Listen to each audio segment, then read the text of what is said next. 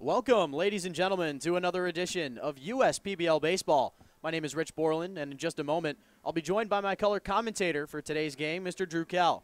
What a show we saw yesterday with the USPBL Home Run Derby and All-Star Game. Dan Ward stole the show with 47 home runs in 3 rounds, 10 minutes worth of hitting. It was absolutely absurd how far he was hitting some of his home runs, the longest going 449 feet. He had 21 home runs in the first round and then 26 in the championship round, just a few more than Westside Woolly Mammoths' Ethan Whisker.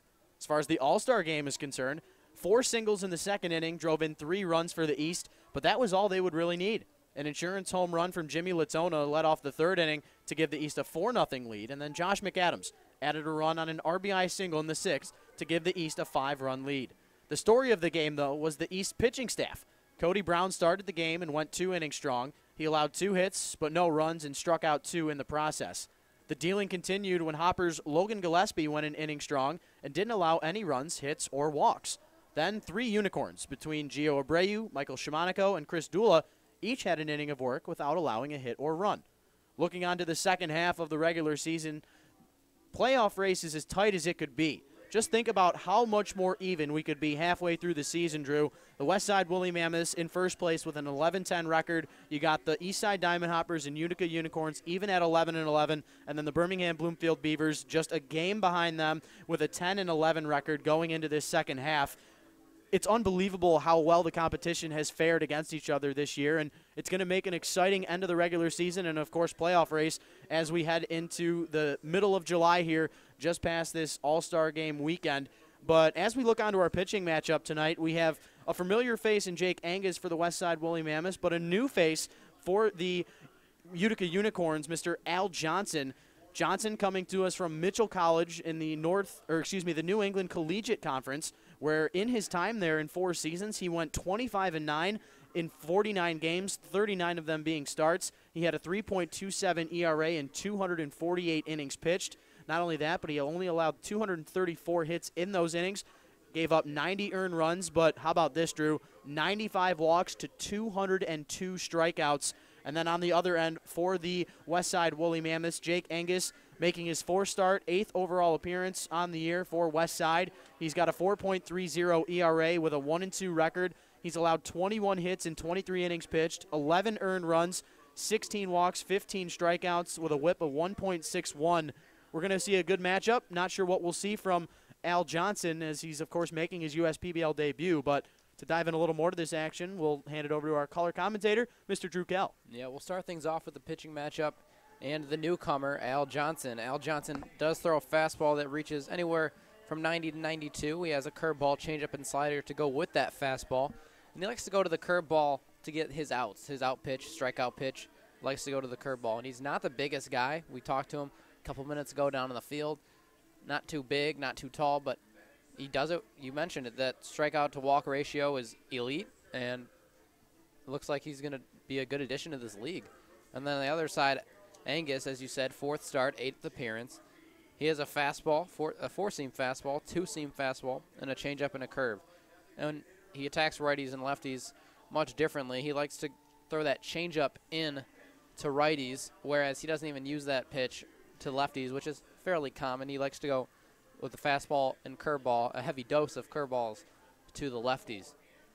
For sure. So that's your pitching matchup. And then as we are getting ready for the national anthem, just rounding out with our starting lineups out on the field, got Drew Kitson, Jordan Thomas, and Tommy Fiesel, the final batters in the West Side lineup, making their way out to their respective positions.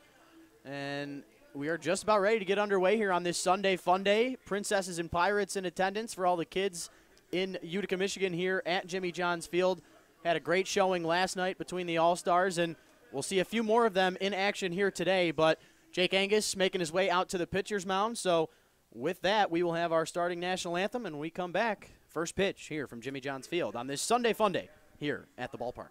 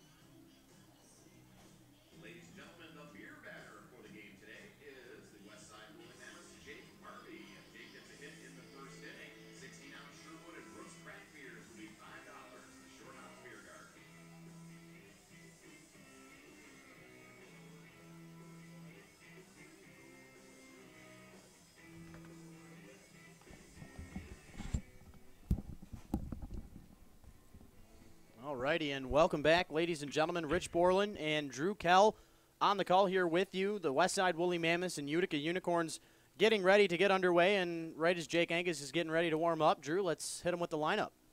Yeah, first off, leading off, the third baseman, the big fella who put on a show last night, Dan Ward, and the center fielder, Dan Elliott, batting third. The left fielder, Carter Grote. The catcher, Austin Ledoux, will bat fourth. Dan Williams, that is the third Dan in the lineup. He'll bat fifth and DH, the newcomer. And Jimmy Latona will be out in right. Nico Lolio playing first today. Adrian Guzman batting eighth. And Bryn Martinez rounding out the lineup, playing shortstop today. So there's your starting lineup for the Utica Unicorns coming into today's action with an 11-11 record. Let's look at the defense for the Westside Woolly Mammoths from left to right in the outfield. It'll be Tommy Fiesel, Drew Kitson, and Ethan Whisker, your predominant outfielders for this Westside team throughout the year. And then as far as the infield goes, over at the hot corner, another all-star for these Mammoths, Andrew Dundon. Over at shortstop, number 3, Jordan Thomas. At second, number 2, Jalen Lawson. And then over at first, number 20, Jake Barbie. Doing the catching as a part of the battery here with Angus, number 25, Jackson Smith. So a beautiful day for baseball here in Utica, Michigan. We've had perfect weather all weekend long, and that was helpful with the All-Star Game and Home Run Derby last night. First pitch thrown to Dan Warren, called strike at 88 miles an hour. It is 82 degrees. First pitch at 1:03, just 2 minutes above schedule. So always good to be a little early, as Angus getting ahead early in the count here against Ward, which is not easy to do.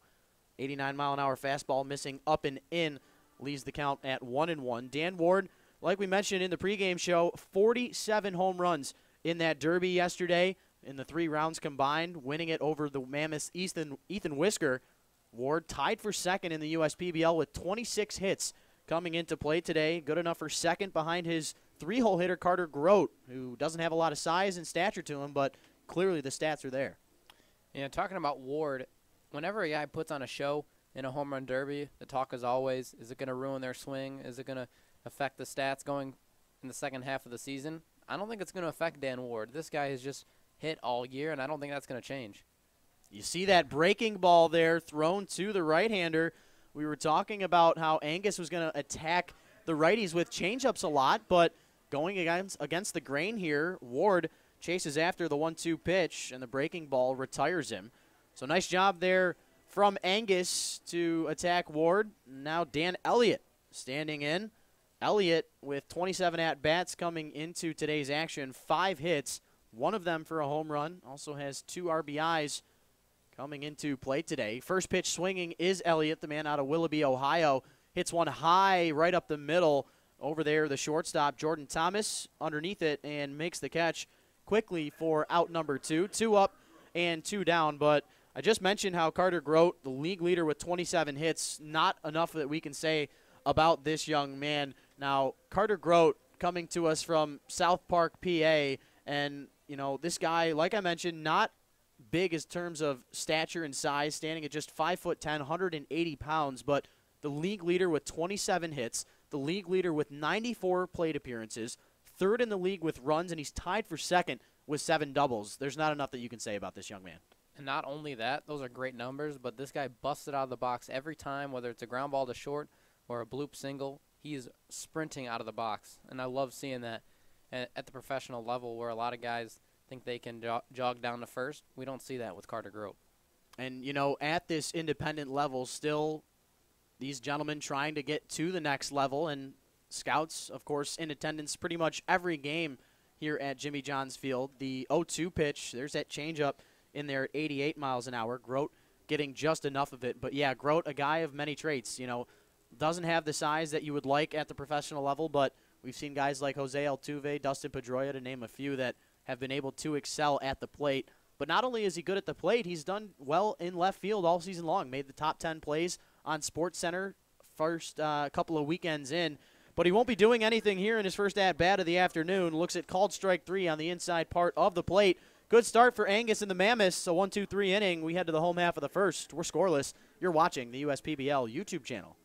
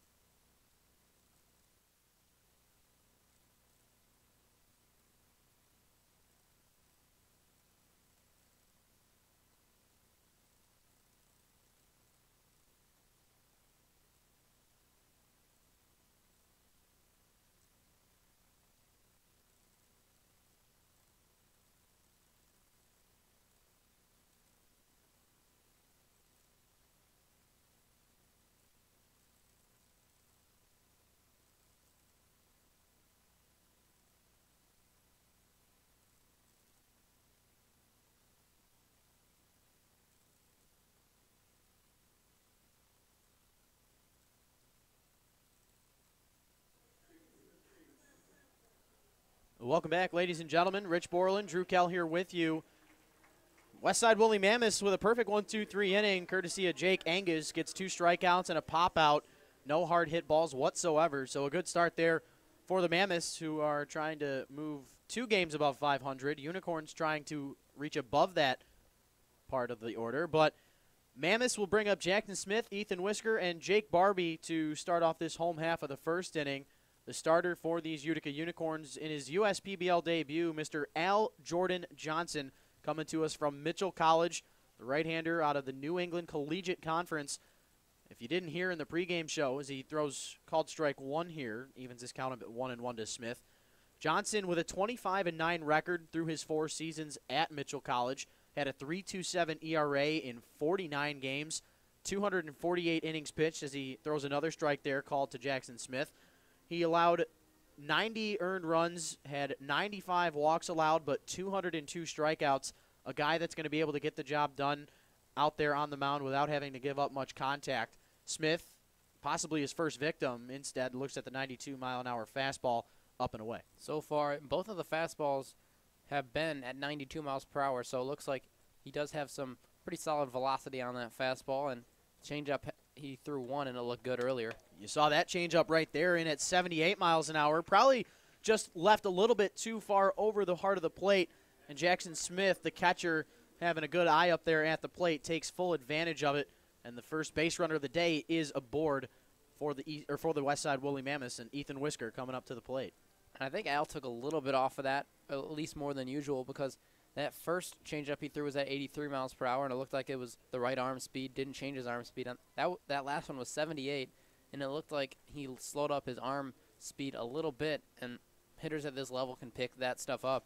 And Jackson Smith just drove one into left center field for a base hit. Yeah, if we can pick it up here in the broadcast booth, you're darn right that men in the box at this level will be able to see that slowing down of the rhythm. But Whisker didn't slow down at all yesterday, the runner-up in the home run derby behind Dan Ward. Whisker only with 1 home run in this regular season, but some of the most promise out of all of these position players. This is not going to be an easy play. Nico Lolio as well as Austin Ledoux underneath it. It will, in fact, be Ledoux, the catcher, calling off his first baseman to make the play. Whisker is retired on the second pitch he sees, and now Jake Barbie coming up to the plate. Just mentioned Austin Ledoux behind the dish, Nico Lolio over there at first base, Adrian Guzman at second, Bryn Martinez at short. Over at the hot corner, the home run derby champ, Dan Ward. And then from left to right in your outfield, Carter Grote, Dan Elliott, and Jimmy Latona. The defensive scheme here for these Unicorns. That last play that Ledoux just made, that's not an easy play. That ball starts off really over the netting, and it spins back towards the field of play. And we've seen guys get caught up with that play and not be able to make it, really. First pitch thrown to Jake Barbie, a breaking ball that misses low. Barbie, our beer batter of the game. If you're unfamiliar with the beer batter of the game, if Barbie gets a hit here in this first plate appearance, fans will be able to go to the Short Hops Beer Garden for the entire next inning and get $5 craft beers. So, nice deal. Barbie just has to get a hit, but Nico Lolio not allowing that to happen. He gets the force at second. Nice play there. It ends up not going the way that the Unicorns would want, though, as the batter, Barbie, reaches on the fielder's choice and then gets to second on the throwing error there from Bryn Martinez. But how about that stop initially from Nico Lolio, the man who plays outfield more than he does infield, and he ends up making the diving stop to keep that one from reaching the outfield, and really nice job there to at least limit the damage. Yeah, Nico Lolio trying to keep the craft beer at full price. Nice play from, as you mentioned, an outfielder by trade, and a lot of times when he's in the lineup, he's at the DH. So, a nice, pleasant surprise for the defense of the Unicorns. So, good job there from Lolio as he talks with his right fielder, Jimmy Latona. It would have been even cooler if they got 2 for the price of 1, but you'll take the 3-6 putout that retires Smith for out number 2. Barbie getting to second on that throw back towards first. Went into the first base dugout where the Unicorns lay.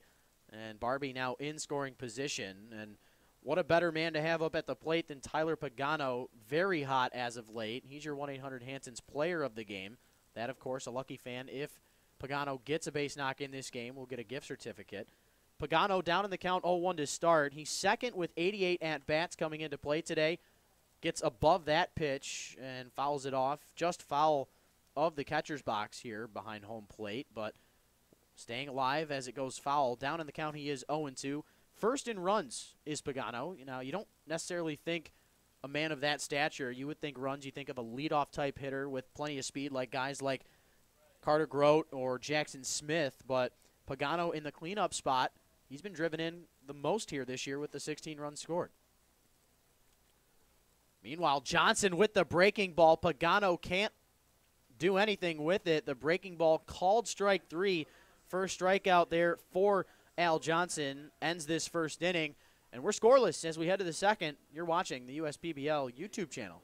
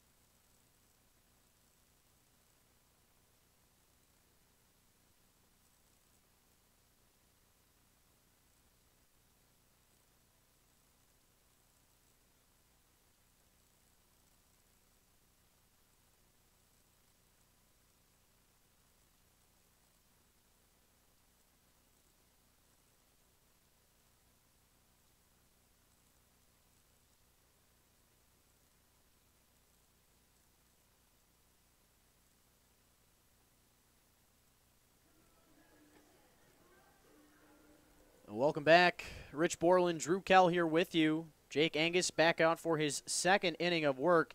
If you're just joining us, we're scoreless through the first frame. Angus with 2 Ks to the first and third batters. Dan Ward and Carter Grote, couple of all-stars not being able to get hits in their first plate appearances. Austin Ledoux swings and misses at his first opportunity. Ledoux 6 for 27 on the season. Does have 1 home run with 4 RBIs. The right-hander coming to us from Hastings, Minnesota.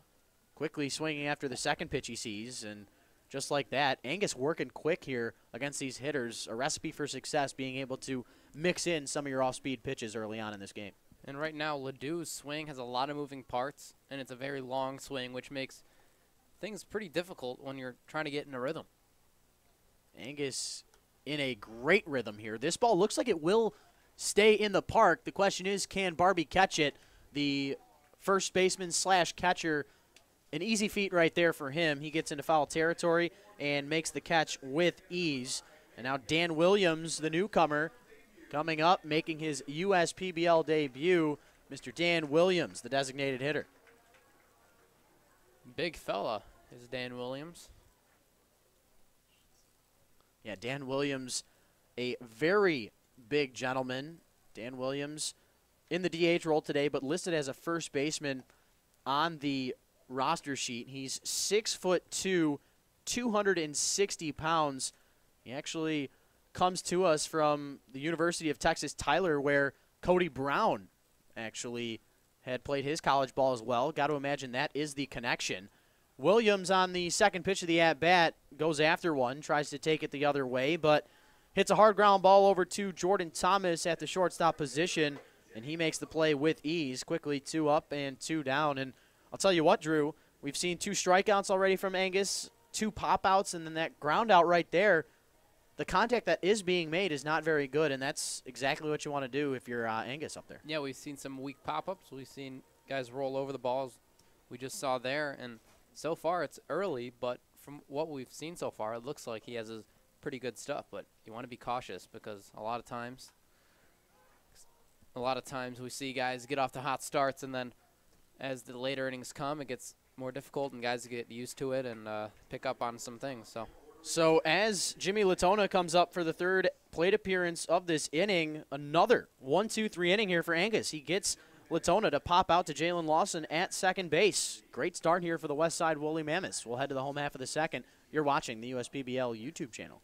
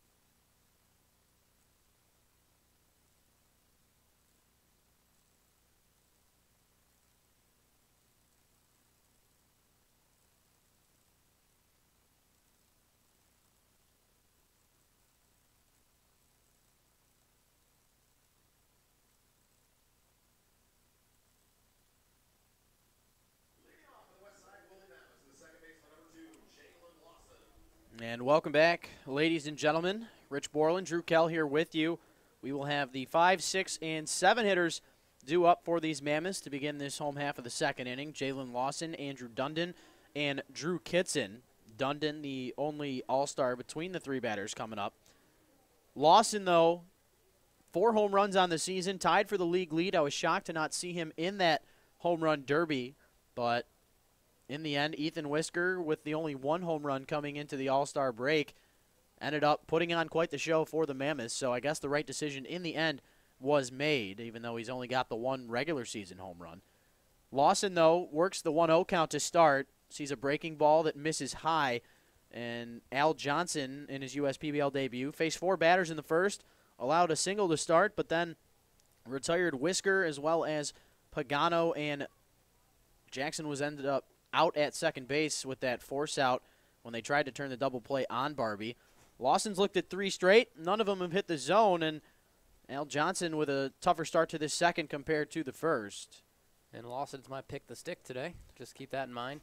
Lawson was thinking about first base, trying to earn that walk on his own, but home plate umpire calling strike 1. And you said you picked Lawson. I'll end up going with one of our 3 batters left in this Utica lineup, as we hadn't gotten to that point yet. We got Lolio, Guzman, and Bryn Martinez due up. I'll pick my stick after the fact, but Lawson with a big fly ball out to right field. It will, in fact, take a hop over that right center field fence into our Dana St. Clair soundstage where we have our WCSX Classic Rock Saturdays.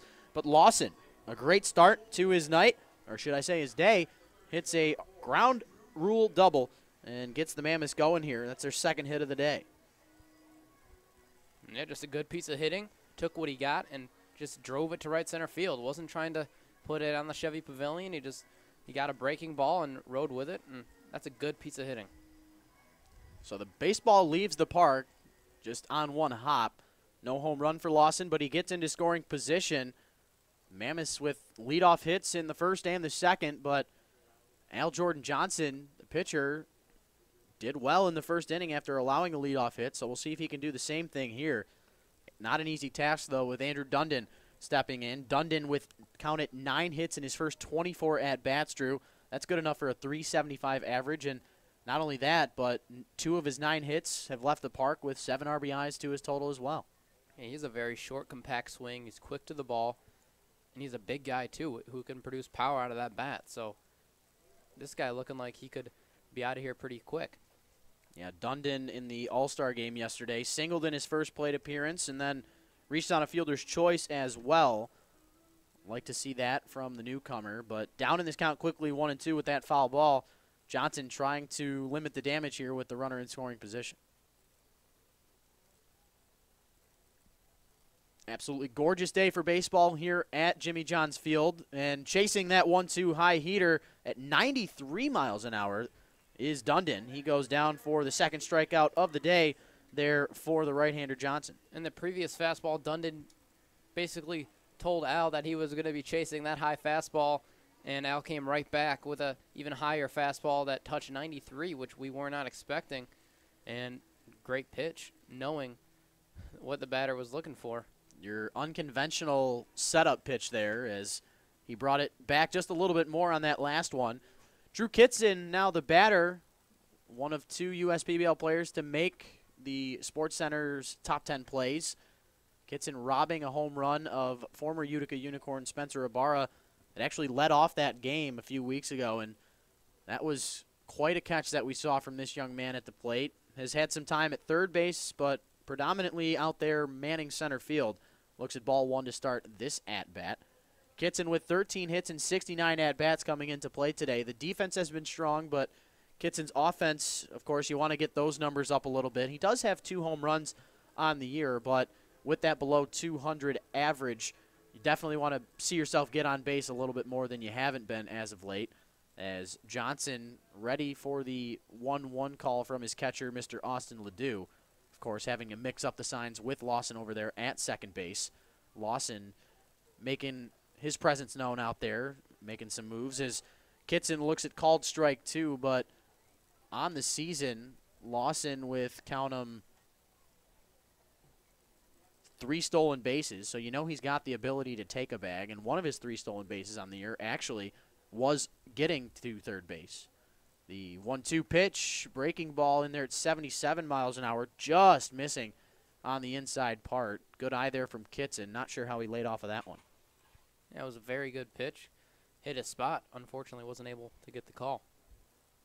So Kitson working the count at 2-2. Johnson with that delivery. The fastball up and away at 92 miles an hour. Misses the zone, and nice job there from Kitson to lay off.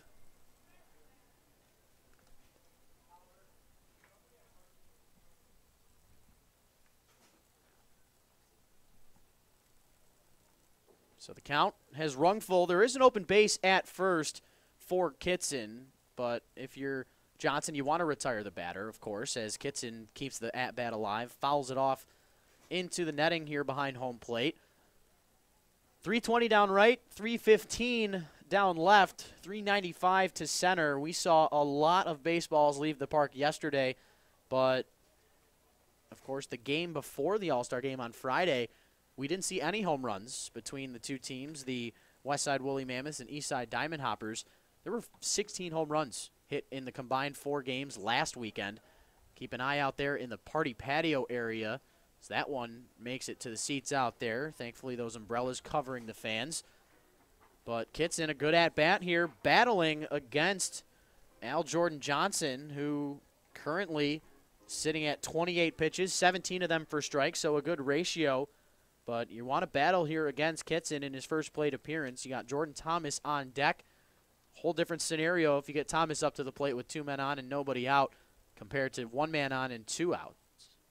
The payoff pitch, nice breaking ball there from the right-hander Johnson. Kitson can't hold off, and because of it, records the 2nd consecutive strikeout. Here is Johnson, 3rd K of the day. So Kitson chases after the payoff pitch. Jordan Thomas now coming up to the plate, a guy who missed some time recently due to an injury. Jordan Thomas, the middle infielder, coming to us from New Orleans, Louisiana, did not play from June the 6th until June the 30th, where he was nursing that injury. Ahead in this count here, 1-0. But we're glad to see him back in this lineup, healthy and ready to pad those stats up as the 1-0 pitch misses inside. And Drew, I can tell you here from what I've noticed from our home plate umpire, with righties in the box, looks as if our home plate umpires got a little bit more of an outside zone compared to an in. Yeah, he really hasn't called a lot of those front door breaking balls that have tried to catch the inside part of the plate. We haven't seen those calls so far today. The 2-0 pitch, breaking ball in the dirt, gets away from Ledoux for a second, and that one will go to the left field area. Out there to back it up is Grote. He'll toss the ball to the plate, but nice heads-up base running there from Jalen Lawson. He saw the ball make its way to the dirt near Ledoux, didn't hesitate for a second as he tries to take third, and with that rush throw from Ledoux, it goes into the left field area, and coming in to score is Lawson for the first run of the game. Jalen Lawson just created a run for his team, and that was great baseball, heads-up baseball. Took off right away, didn't hesitate, and then that errant throw that was in left field, there was no hesitation once again, just cruised in on home. But one thing about Jalen Lawson, he loves day games. 44% of his hits this season have come in day games, and we only play a fraction of our games on these Sunday day games.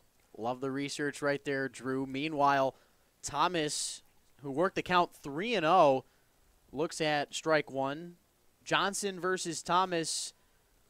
Johnson trying to battle back in this at-bat, gets the called strike on the fastball on the inside part of the plate. So a really nice job here to battle back in what I assume is a game of nerves here for the right-hander, probably the biggest start of his career. Well, right now, think about it like this. The bases are empty, and you've only given up one run to this point. This one out to right center field. Making the catch on the run is the center fielder, Dan Elliott, for the third and final out. Thomas is retired, but a leadoff double from Lawson and a couple of pass balls get him into score. And because of it, the Mammoths take the 1-0 lead. We head to the third inning. You're watching the USPBL YouTube channel.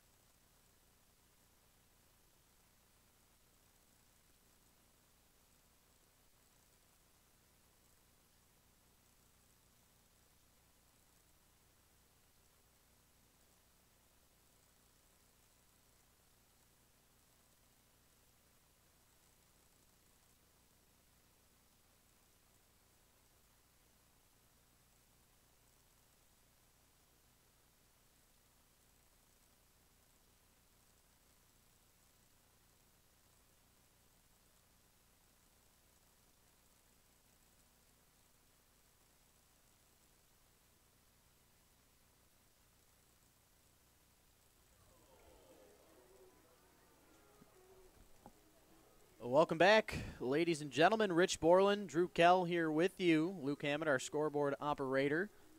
Nico Lolio coming up to the plate to start off this top half of the third inning. And for this third and fourth inning, I will be handing off the play-by-play duties to Mr. Drew Kell. Drew, take it away. Thank you very much, Rich.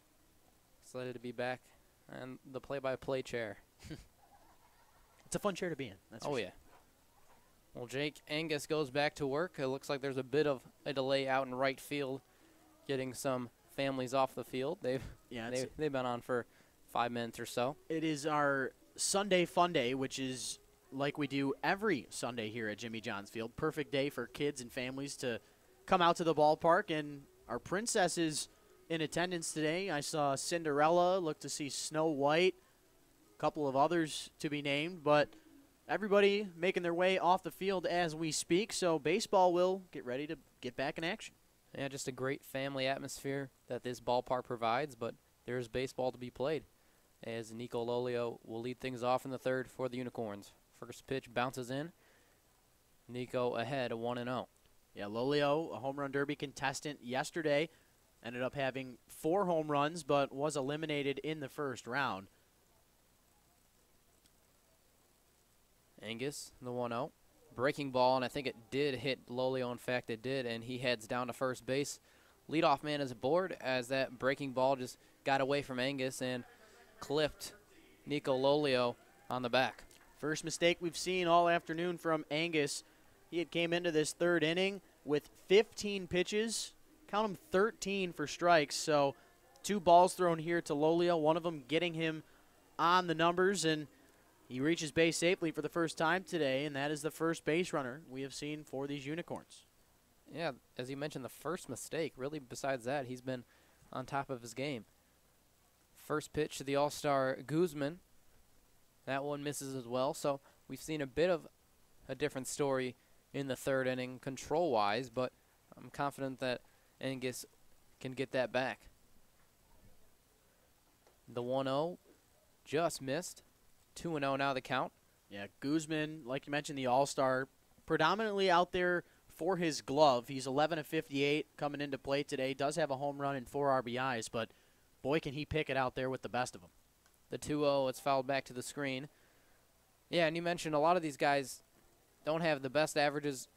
The guys who got into the All-Star game, I'm talking about Guzman, one of them, but he's just a guy who can play defense, and I think the bat will come around at some point. He's ahead 2-1 here. Lolio on first. I don't think he's going anywhere. Swing and a miss. Good fastball at 88 miles per hour from the left hand of Angus.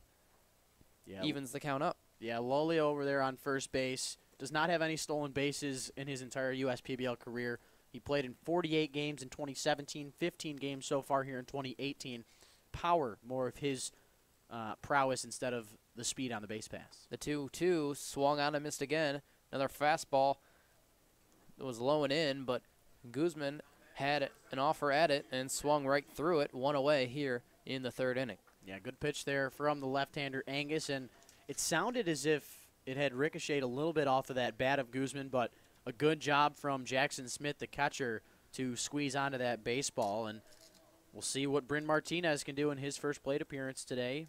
The 2 number 9 hole hitters, the only batters to not reach the batter's box here yet today. First pitch, an excuse-me swing for Martinez, but he did in fact go 0-1. Yeah, that's a great pitch there from Angus. You could tell Martinez with that half swing was thinking about swinging before the ball was even getting delivered. Good job there by Angus to get ahead in the count. The 0-1. Fastball inner part of the plate, in for a strike. Quickly 0-2 on Bryn Martinez. Martinez coming to us from Southwest Ranches, Florida. Played at Quincy University in 2017 with the Hawks. The 0-2 fouled back. Good job to stay alive there. That was a pretty good breaking ball from Jake Angus. The count remains 0-2. Martinez with his time with the Quincy University Hawks, a .237 average in 49 games, 40 hits and 169 at-bats so far here with the USPBL. Like I mentioned, 4 hits 6 hits in 26 at-bats to start the year. The 0-2 just missed outside. Nice job by Bryn Martinez to lay off. Count goes to 1-2. Yeah, that's a perfect pitch right there. You mentioned in the pregame how Angus will attack righties with that changeup away, but that one just missing the zone. A perfect 0-2 pitch, but Martinez could not pull the string. The 1-2 this time catches the inside corner. Martinez silently protests and walks back to the dugout. Lolio remains on first, and now there's 2 gone, so nice job after some leadoff trouble with Lolio.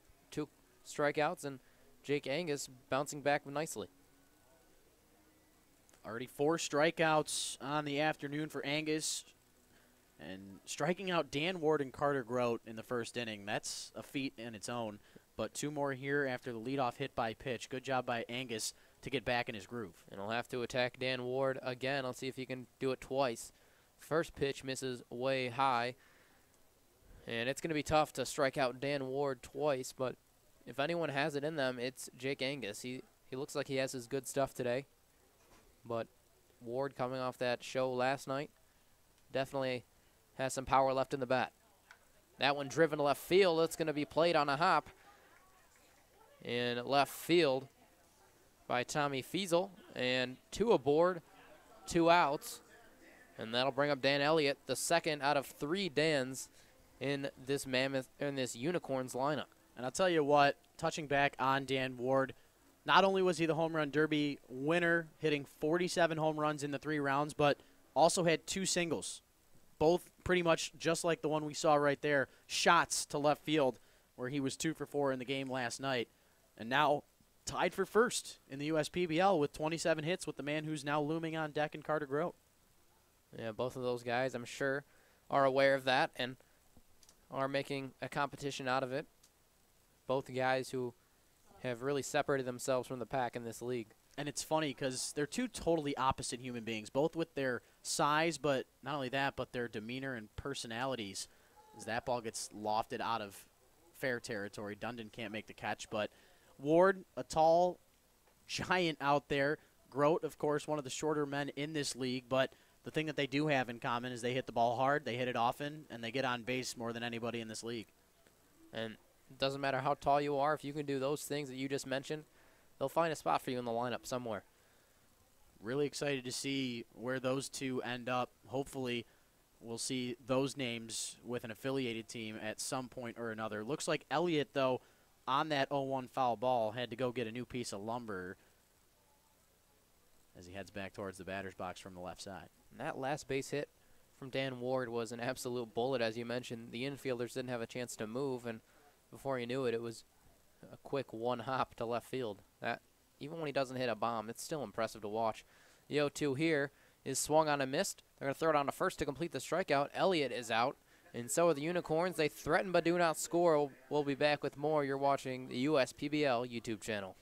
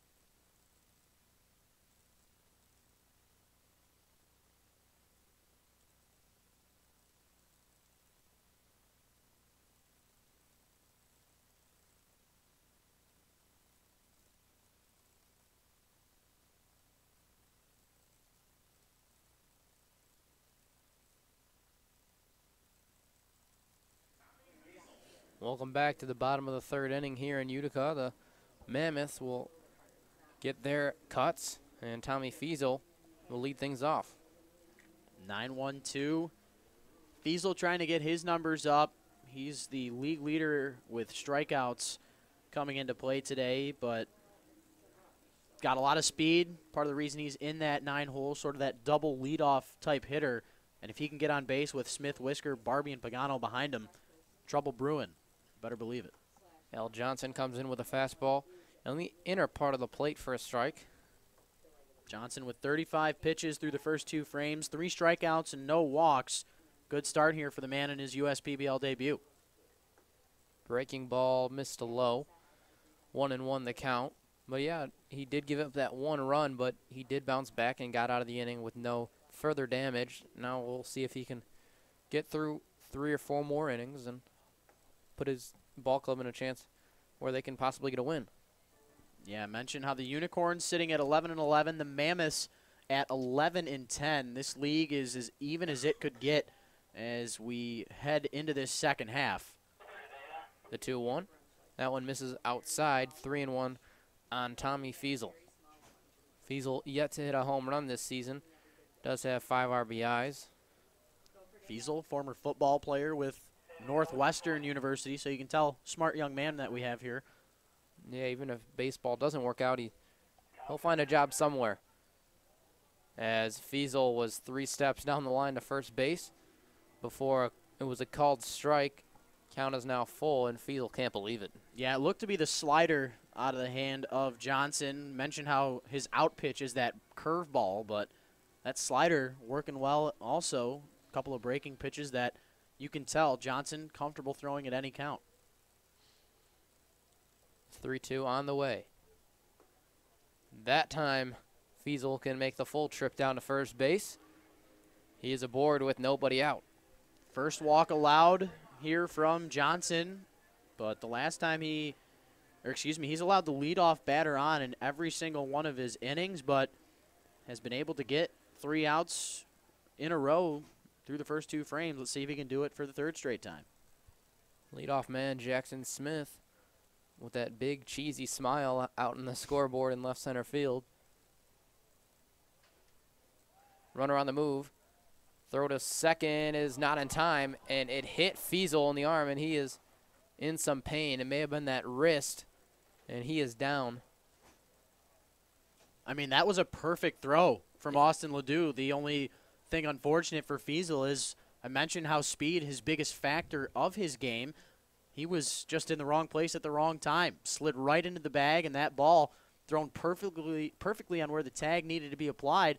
Unfortunately, it got to Fiesel before it could reach the glove of the middle infielder, and now our friends from Beaumont, our medical sponsor here at the USPBL, going out there to check on Fiesel. Yeah, as you said, it was a great throw from Austin Ledoux, but unfortunately, Jackson Smith caught that one Tommy Fiesel caught that one in the wrong spot. It looked like it was that wrist. That's what he was holding immediately following.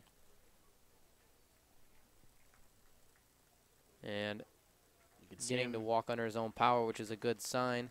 He's going to test it out and see if he can continue to stay in this ball game. Yeah, I'm not sure exactly where he got it. You see him walking something off, so if it wasn't the wrist, it was maybe something in the lower body. Hopefully it wasn't right around where you don't need to be hit as a male, but either way, Fiesel looks to be okay. He's going to stay in this game. Glad to see that as he gets to second base with that stolen bag. And now back to the top of the order. Smith in here with the 1-0 count. Yeah, whatever it wasn't pretty, and let's just go with wrist. Hey, either way, how about that throw from Ledoux? It was right a great on the money. Throw. Right where he needed it to be, just Fiesel middle too infielders. fast. Yeah, and the middle infielders weren't there for him. As that breaking ball misses. 2-0 the count on Jackson Smith, now with the runner at second base and a chance to extend this lead with nobody out here in the bottom of the 3rd inning. Yeah, we'll see how well Johnson will be able to succeed here second time through this lineup. That one rolled over to second. Softly hit. Jackson can run well, but he's out by a step. And Fiesel advances to 3rd with 1 out. And if you're the Mammoths, you'll take that out there from Smith. He pulls that ball to the right side of the infield, does his job. gets the ball put in play, and it was a slow roller. He's so fast that it was that close of a play over there at first. A good job by Guzman to charge the ball, throw it to Lolio at first, and knock out the starting catcher, probably the fastest catcher I've ever seen. Oh, yeah. You don't think of speed and catchers and the same thought, but Jackson Smith, the exception to the rule, and it was a productive out, even though he was nipped by a step or two. Ethan Whisker at the plate now, ahead of 1-0. That one driven left field. It's going to die at the track. It should get the run in. Grote will throw it in to the cutoff man, and it looked for a second as if it was going to get out, but it died a step in front of the warning track, and the Mammoths extend their lead to 2-0 with yet another productive out. So the combination of the ground out to the right side of the infield, the stolen base from Fiesel getting to second, and then Whisker doing his job right there with the big fly ball. Doesn't leave the park, as we saw him do that over 20 times yesterday. Cannot do it here. That one just short of that warning track, like you mentioned, Drew, but 2 productive outs here for the Mammoths getting their second run. And that's called manufacturing a run. I'm sure the baseball purists watching love to see that. Get them on, get them over, get them in. It's the name of the game. Well, the bases are empty now as Jake Barbie steps in. The beer batter of the game, like I mentioned in his first plate appearance. He reached base safely, but needs a hit in order for that deal to commence. And Lolio robbed Jake Barbie of that hit. That one fouled back. Barbie on the season with a .222 average coming into play today. 12 hits and 54 at-bats. Does have 10 RBIs, but still looking for his first home run of the year. You hear that jingle? JJ, the field general, visiting us up here in the booth. The 1-1. That one misses upstairs. It's always good to get a visit from JJ. The man of the house. Oh, he owns the place. Him and Andy running the show here at Jimmy John's Field. Meanwhile, Barbie ahead in the count 2-1. Pitch is grounded down the first base line, but foul. Barbie, a guy who's going to pull the ball more than he pushes it. And you see Lolio over there at the first base bag, playing as deep as he can in that infield dirt. A little bit shaded off of the right field line. Now he's creeping a little bit closer towards it. Either way, Lolio anticipating something coming his way. The 2-2 from Johnson. That one misses outside. That bounced in. Count is now full, 3-2. Looked to be the changeup there from Johnson at 84 miles an hour, missing low and away. Good job by Barbie to hold off on the pitch and work the count full here with 2 outs and nobody on. The payoff pitch. That one misses upstairs again. Jake Barbie's aboard and keeps the inning alive for the Mammoths. 1 on, 2 outs. Already a run in this bottom of the third inning. Let's see if they can extend it even further. And walks will hurt you. You had the leadoff walk to Fiesel on that payoff pitch. He worked the count full and then earned the walk. You get the 2 outs in between, and then Barbie, another guy working the count full, and he ends up getting to that first base bag here with 2 outs. We'll see if that walk ends up hurting Johnson as Pagano stands in. Pagano, one of those lead leaguers in home runs with 4, tied with a few guys at the top of that category, behind 0-1 here. Lost in the semis yesterday to his teammate Whisker, but put on a show as well. The 0-1. Breaking ball ripped to third.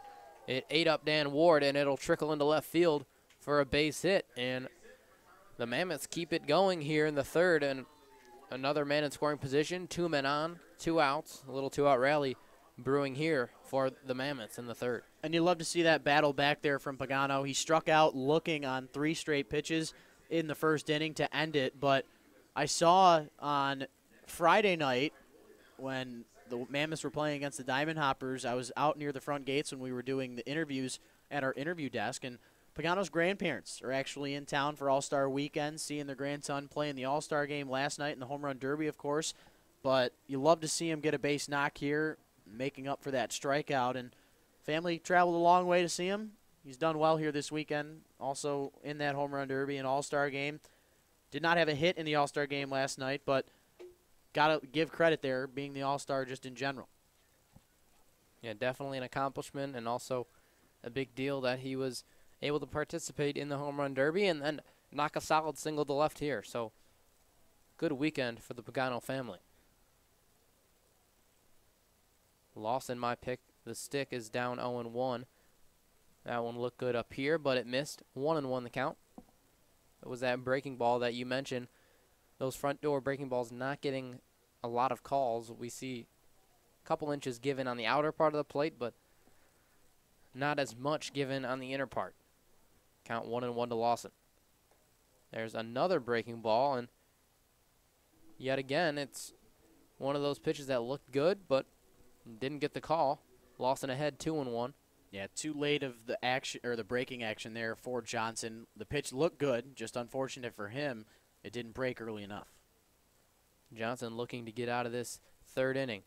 Lawson, big swing and a miss. I don't think he was trying to hit a single right there. Yeah, Lawson's going to occasionally take that big power swing to try and drive the ball out of the park. His average hits at 224 coming into play today. 4 of his 15 hits have left the park.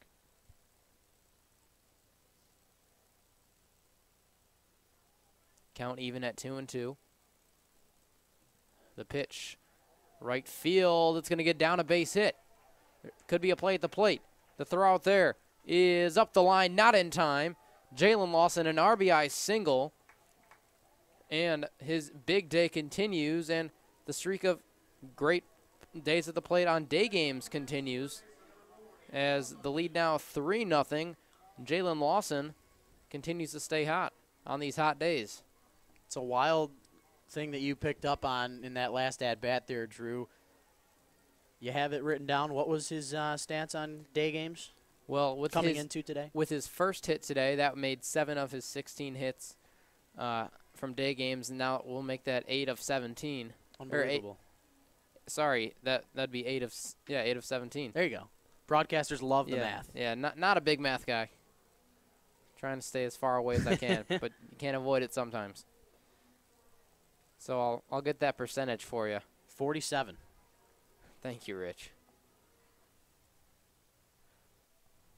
Well, Andrew Dundon will step in. 0 for 1 today. He's gotten off to a hot start, however, in the USPBL. Breaking ball and a good one. Just missed. Johnson not getting that call. And as you said, maybe because of that late break. Just too late by a fraction of a second, but it appears to have good movement and good bite to it, just not getting that call. Fastball at 88, misses high and tight. 2-0 on Dundon. Dundon 0 for 1 with that strikeout in the second. Had his first All-Star hit in his first at-bat yesterday.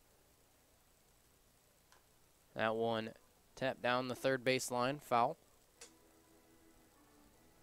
2-1 the count.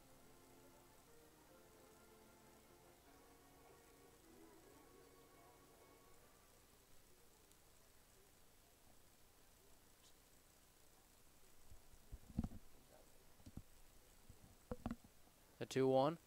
Breaking ball in there for a strike, 2-2. That nasty breaking ball out of the right hand of Johnson. It's his out pitch, but he brings it there on the 2-1. Now if you're Dundon, you got to be ready for anything. You just saw the curveball on the pitch that was in the favorable count for a fastball, and now you got to be ready for anything here. The 2-2 fouled back to the screen. Lawson on first, Pagano at third for the Mammoths, as they already have a 3-0 lead in the third inning. Trying to tack on a couple more with Andrew Dundon at the plate. The 2-2. That one flared down the right field line. Lolio, long run. Is he going to get there? No, he's not. Runs out of room, and then spacious foul ground. Love the effort there, though, from Lolio. He got a good jump on it. Ended up falling just about 3 feet short of getting to that baseball, and that's because of the parameters of this foul territory. We talk about it time and time again, reminiscent of the Oakland Coliseum with all of the area in foul territory. Plenty of room for plays to be made, but in situations like that, hitters being able to stay alive is That one just getting out of the reach of Lolio. The 2-2 once again. That one fouled back once again. Count will stay 2-2. And the inning still alive. 8 pitches here in this at-bat for Dundon. He's fouled off 3 in a row. And the battle continues here. Johnson versus Dundon. Johnson with 35 pitches coming into this third inning, and now currently sitting at 66, so almost doubling up. The 2-2 again. That one right down the middle. Good pitch. Froze up Dundon. That'll do it, but the Mammoths do pick up 2 more runs. They lead 3-0 as we head to the top of the 4th inning. We'll be back with more. You're watching the USPBL YouTube channel.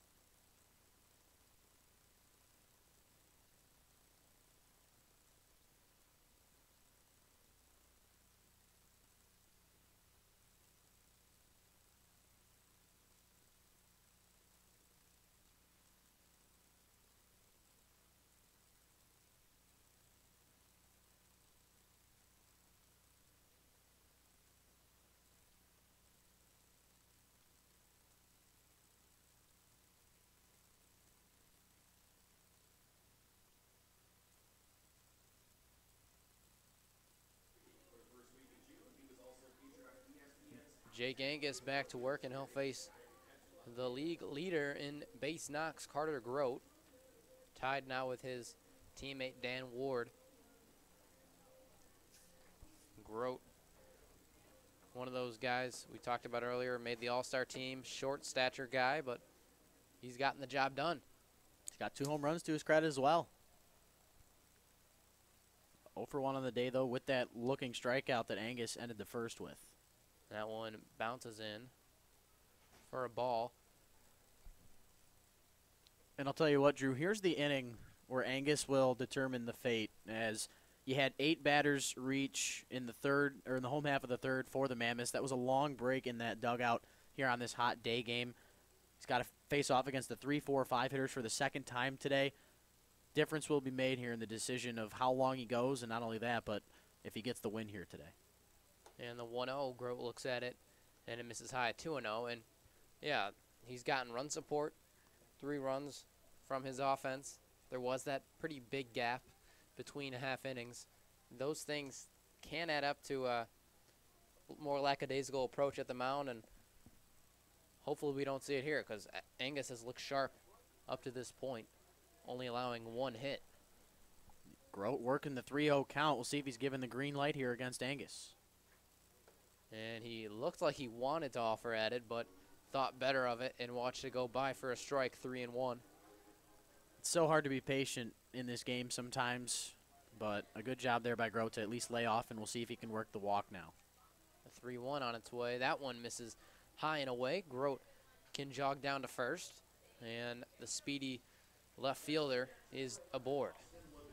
And that's a tough spot to be in if you're Angus because, of course, Grote, the speedster, let's check and see how many stolen bases he's got on the season. And believe it or not, he doesn't actually have all that many. Grote, if we take a look, pulling up his player card, Grote with actually no stolen bases this year, believe it or not. Yeah, there is a difference between being a speedster and a guy who knows how to steal bases, and maybe that's just, maybe Carter Grote's just an example of a guy who needs to learn how to run the bases, but definitely fast. I don't think anyone can dispute that. Does have 7 doubles, which is tied for the league lead with Mammoths Ethan Whisker. Doesn't have any triples just yet. Yeah, But this is a tricky ballpark to hit triples. The gaps are not as big as, say, Comerica, where the gaps are endless. As Ledoux swings through that one. Ledoux on the season, 6 for 27 coming into play today. 0 for 1 on the afternoon when he popped out to Jake Barbie in foul territory that started the second inning. The 1-1 to Ledoux from Angus. That one misses high. And it looks like, up to this point, maybe a bit of control issues at the beginning of this inning, but we've seen it last inning. He tends to bounce back, and hopefully that's the case if you're a woolly Mammoths fan. The 2-1. That one misses away as well. Or it was rung up as a strike. Looked outside to me, and I assumed. Yeah. You can never do. Can never do. 2-2. Here it comes. That one driven in the gap, right center field. Routine play out there by Kitson. Throws it back in. Nice play. Grote retreats to first base. 1 away. Big out there for Angus. He had the leadoff hit by pitch in the 3rd inning, then struck out 2. Did allow the single, the first hit of the game there for Dan Ward. Gives up the leadoff walk here to Grote, but does retire Ledoux on that big line drive out to Kitson. And now Dan Williams in his USPBL debut trying to reach base safely for the first time. Swung at his first pitch that he saw and grounded out to shortstop back in the 2nd. I was just going to say, if you can get Dan Williams to roll something over again, could be a double play, should be a double play. Dan Williams didn't get down the line too fast in his first plate appearance. Big bender. That one didn't catch the corner. 1-1. Yeah, Williams coming to us from the University of Texas at Tyler. Same school as Cody Brown, one of the best pitchers in this USPBL. The 1-1. Big swing and a miss. Snap throw down to first. Grote is out at first base. Great throw by Jackson Smith.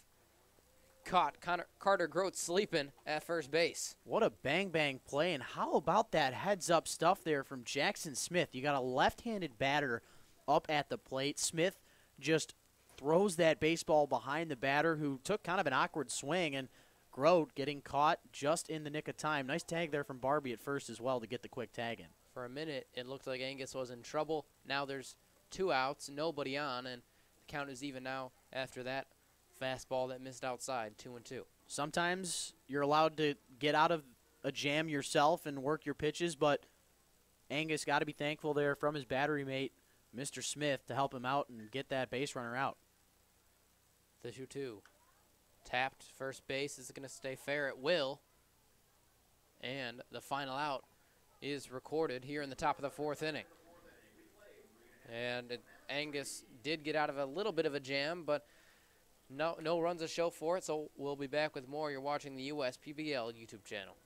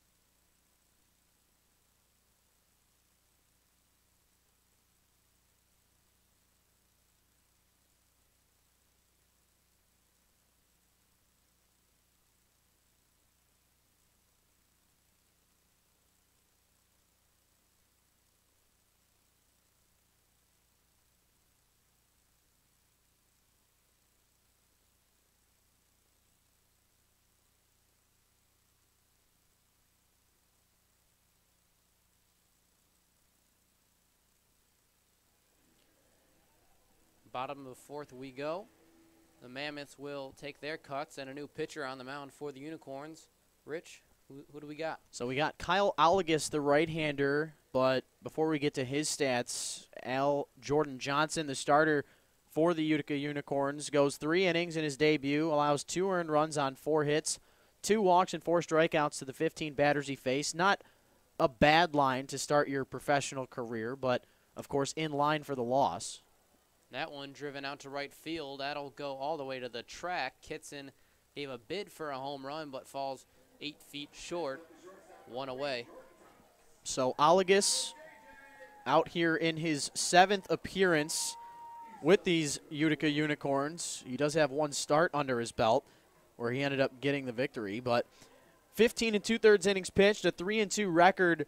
He's got 9 hits allowed in those almost 16 innings pitched, 10 walks, 7 strikeouts, a 4.02 ERA, and a 1.21 whip. Good stuff, Rich. First pitch to Jordan Thomas, bends in for a strike. Thomas, 154 going into today's action, 0 for 1 on the day. The 0-1, driven to left field, turned on it, but well foul as that one will nearly get out of the stadium, and the foul ground in left field. Allegas, a guy who likes to attack early and often. You see Thomas taking his time to get back in the box, and that's because of how fast Allegas works. He's a guy who does not mess around out there at the mound. He likes to throw plenty of strikes, and you see him getting ahead of Thomas here early. Almost strikes him out right there, but he holds back. Yeah, Thomas checked his swing, and there was an appeal down to first base, and in fact, Thomas did hold up. That was that slider from Allegas. He'll mix in both the 4-seam and 2-seam fastballs, the changeup, and the slider. Here's the pitch, 1-2, swing and a miss. Thomas is retired on the swinging K. 2 quick outs for Allegas. Allegas on that high heater. Drew, did you happen to see how fast that one was? I didn't. 94. 94, that's good velocity. His fastball usually sits around 92 to 93, but of course with the delivery value system and our Director of Baseball Operations, Justin Orenduff, working with Allegas in the last couple of weeks, you can tell it's clearly working with him here as he's working on his 1-2-3 inning with Fiesel up at the plate with 2 outs. First pitch to Fiesel misses. Well, yeah, we've seen a lot of these guys just get the most out of their talent and just optimize what they have. Bender had Fiesel spinning out of the box. That one missed, 2-0. With 2 away here in the bottom of the 4th inning.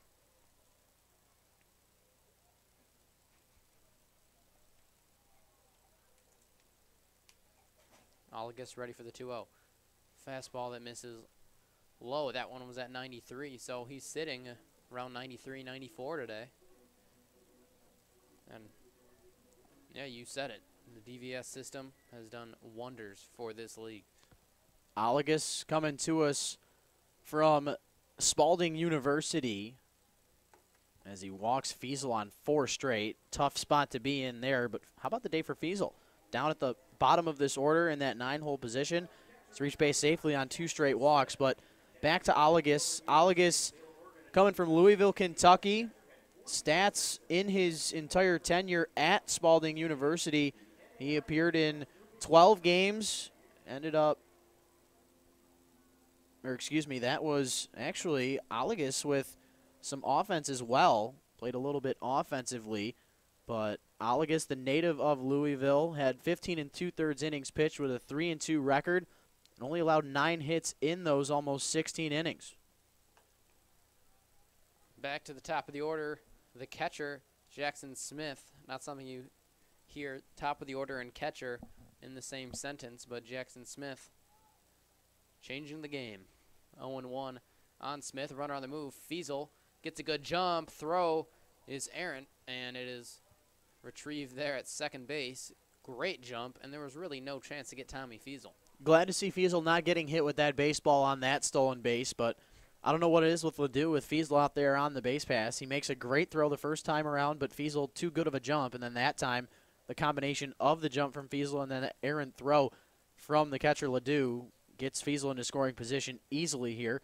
second consecutive time he gets a base on balls and then reaches second with the stolen base. Smith an RBI opportunity, ground ball in the hole. Looks like it's going to be gobbled up, and it is.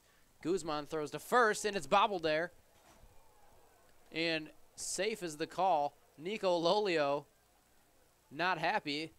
And was it bobbled? Because I don't think it was bobbled. The first base umpire said that Lolio got dragged off of the bag, and I'll be honest, that's not the right call. Yeah, that one looked like Lolio held the bag in time, and the run doesn't come into score. Fiesel does get to third, but Smith reaches base safely on what we assume to be an error. That's the second error up on the board for these Utica Unicorns, and you would imagine that the error would go to Guzman for dragging Lolio off of the bag, as that was what the call was made. But we'll see if these umpires can have a conversation. Maybe the home plate umpire saw something different. As it really did look like Lolio's foot was on the bag, but we don't have the best view. We're pretty far up here, but from our view, it looked pretty clear.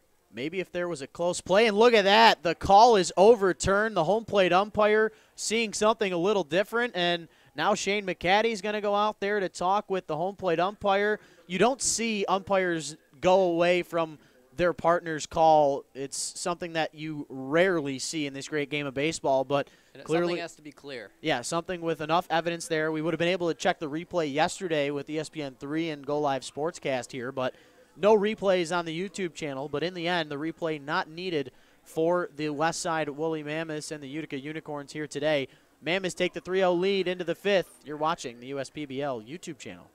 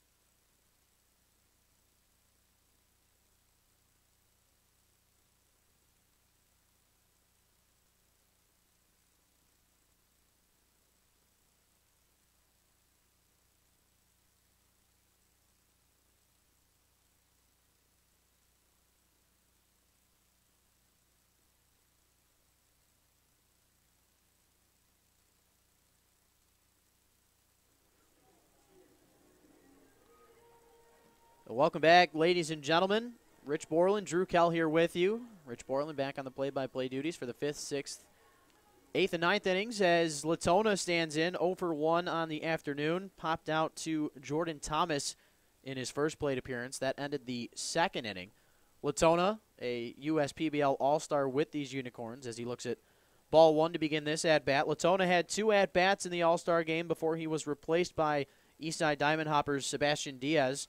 A 1 for 2 night, had a fly out to center field, but then a solo shot that led off the 3rd inning. One of the 5 runs that the East All-Stars scored in the game, but only needed the 1 as the combined pitching staff for the Eastern All-Stars allowing no runs, only a couple of hits, 3 of them to be exact, and it was all East yesterday in that All-Star game as Latona on the 1-1 pitch, fouls one off, and it goes down that left field line.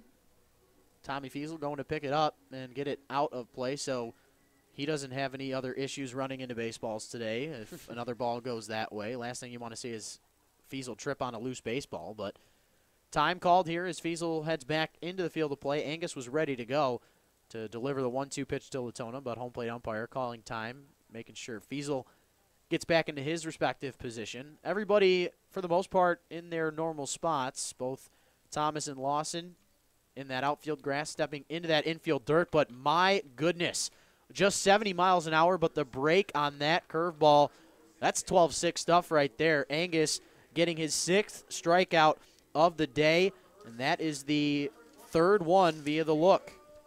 Man, oh man, that thing was nasty, and Jimmy Latona just, all he could do was look. There was no chance at that. He was geared up for a fastball, didn't get it, his knees buckled, and he had to walk back to the dugout.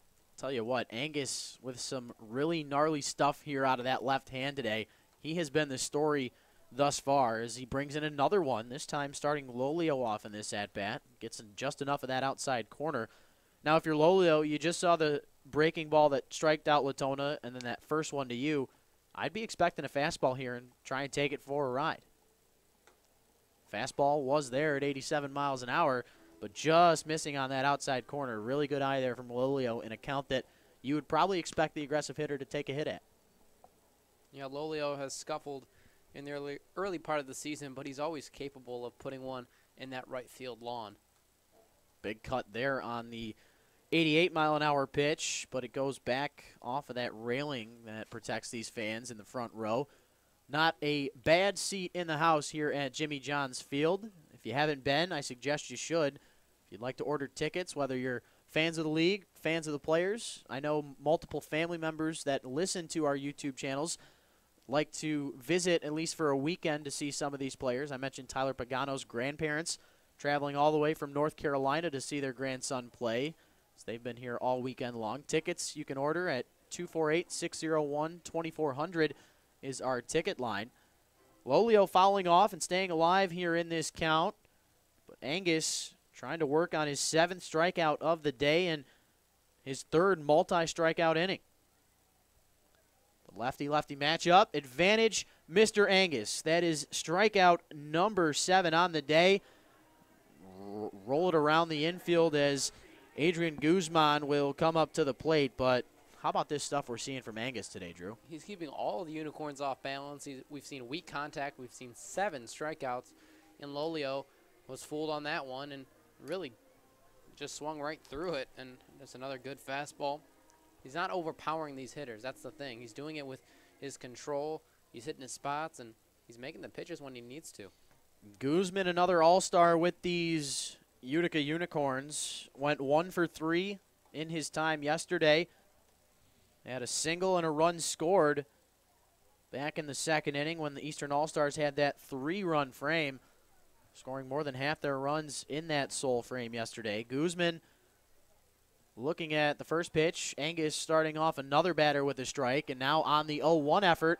This one popped up. Looks like it will stay in play. Jackson Smith trying to make the catch, but looked as if he squeezed the leather, a pinch too early, and because of it, Guzman will stay alive at least for one more pitch. And if you're Guzman, that is a sigh of relief, because when you see that ball go up in the air, you start heading back to the dugout in disgust, and then all of a sudden, you have new life. And if you're Jackson Smith, that is a tricky play, but a play you need to make.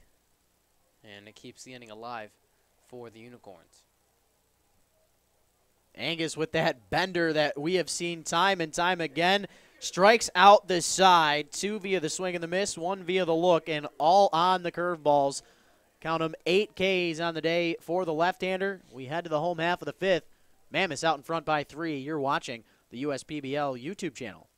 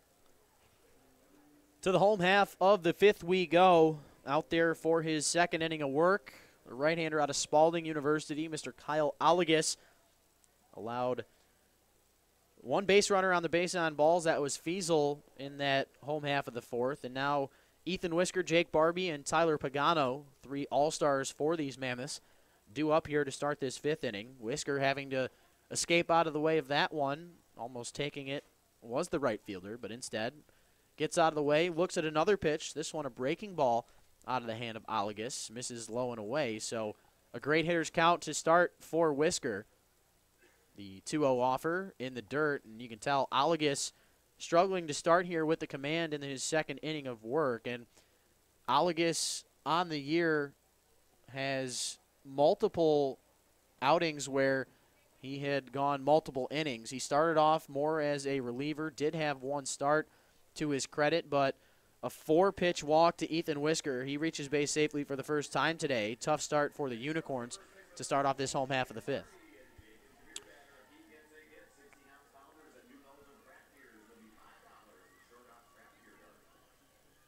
So now Jake Barbie standing in, yet to be retired today, but still looking for his first hit.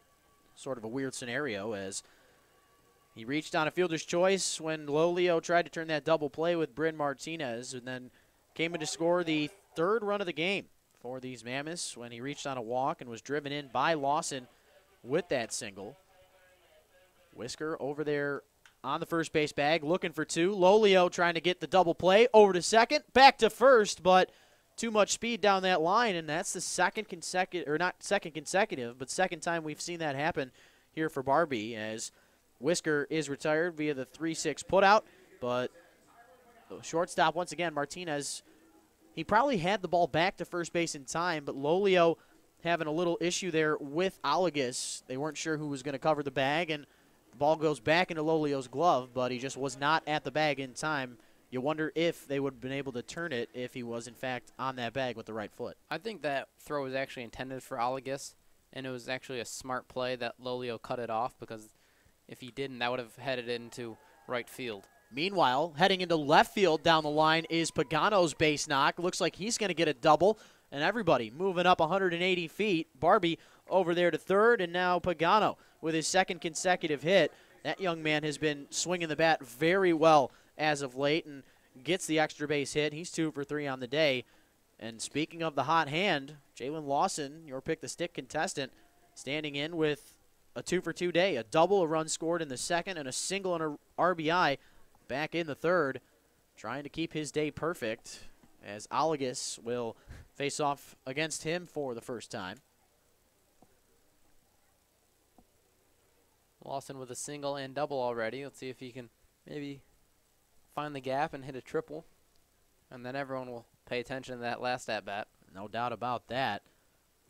Lawson has the ability to hit home runs. If I take a look at our leaderboard, this ball, meanwhile, popped up high. Out there to center field is Dan Elliott. Thinking about going to third was Pagano, but coming in to score is Barbie. The sacrifice fly out is recorded, so doesn't get a hit, but drives in a run. That's just as good as getting on base, and that's the second RBI of the day for Lawson. Nice day so far for him, even though he was retired. Still 2 for 2. Couple RBIs. I think I may have made the right decision. Yeah, you know what's funny? I didn't even get to make my pick I know, yet. So yeah. you're going to win either way. No. Unless Lawson, of course, goes 0 for 4 with 4 Ks or something like that. But you can make a pick. Make a pick with a guy who doesn't have a hit yet, and I'll allow it. Let's see here. I will go with Austin Ledoux. He doesn't have any strikeouts on the day, but 2 balls hit in the air. So a late pick here in this one, but we'll see what the catcher can do offensively throughout the rest of this one. Dundon, meanwhile, standing in for the third time today. He's having a rough outing. Couple of strikeouts, one via the swing and the miss, and then that long at-bat, the longest at-bat we've seen all day. Let's count them. 1, 2, 3, 4, 5, 6, 7, an 8-pitch at-bat in that third inning, but he was rung up by that breaking ball of the starter, Johnson. Allegas facing off against Dundon for the first time today. The 0-2 pitch. Fastball just missing high. Looked good as terms of the lateral part of the strike zone, but Dundon, not the tallest of statures, coming to us from Lincoln Park, New Jersey. Home plate umpire doesn't ring him up on that one, but a good 0-2 pitch there from Oligas. Here's another one. This one a breaking ball at 79 miles an hour. Misses the zone away, and Dundon working the count back even here after quickly going down 0-2. And I like those last two pitches, firm fastball that just missed, and then a breaking ball that started on the outside part of the plate and dipped away. So two really solid pitches. Just great job by Dundon to lay off. Dundon not laying off of that last 2-2 pitch. Rolls one over and out of play near third base coach's box, where, of course, his manager, Shane McCaddy, is standing. Former prospect in the Nationals organization. His father coaching in the White Sox organization. Big baseball family are the McCaddies. The 2-2 pitch, Dundon not striking out on this one, staying alive and having another long battle here against these Unicorns. Count them now, 6 pitches here in this at-bat. Yeah, he's just been battling all day, and we saw the 2 pitches that he laid off earlier. We can clearly tell he's seeing the ball well. And just to be able to fight for 8 pitches in an at-bat, 6 pitches in an at-bat, it shows that you're on top of it. That 2-2 pitch, Dundon is struck out for the 3rd time today. He'll go toss on that sombrero in the dugout before he heads back out to third base. And we're through 5 innings here at Jimmy John's Field on our Sunday Fun Day. Mammoths out in front of the Unicorns, 4-0. We'll head to the 6th when we come back. You're watching the USPBL YouTube channel.